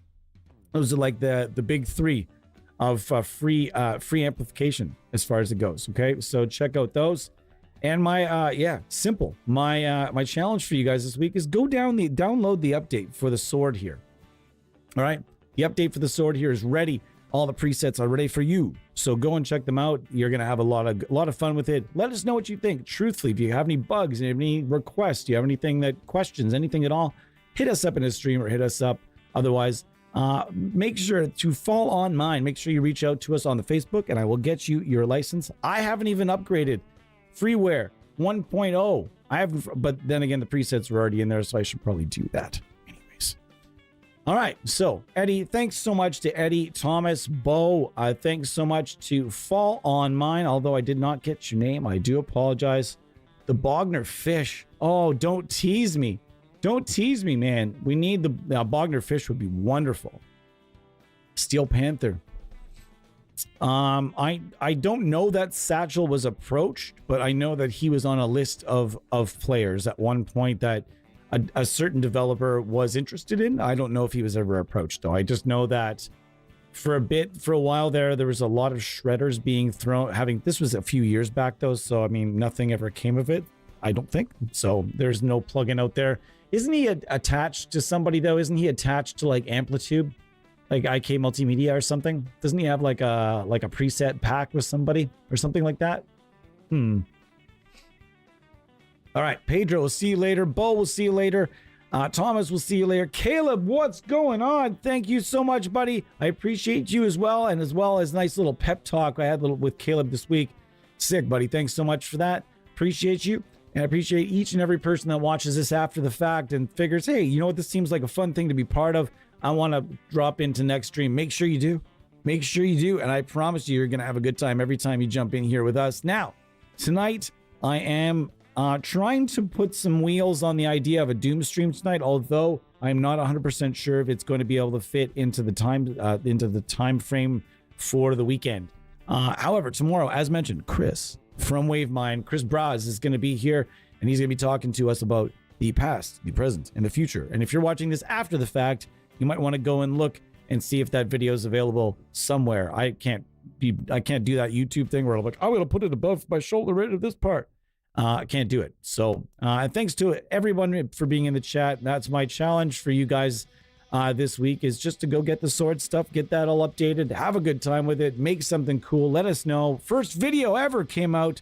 Hype video came out. Andre Neumann, thanks for being numero uno to do a cool video. And I'm finally going to get to do a nice hype video for this. I was waiting for the update, so I'm finally going to get to do a nice hype video for it as well, where we're going to throw the sword at some of the best amp sims in the business, and we're going to see how good it sounds. All right, guys, thank you so much. I will see you guys likely tomorrow, perhaps later on. Watch out for a Doom stream. I'll let you guys know if it's going to happen. If not, we'll see you tomorrow. We'll see you next weekend. We'll see you next month even, and we'll have some fun then. Cheers, and thank you for being part of our community. Thanks so much.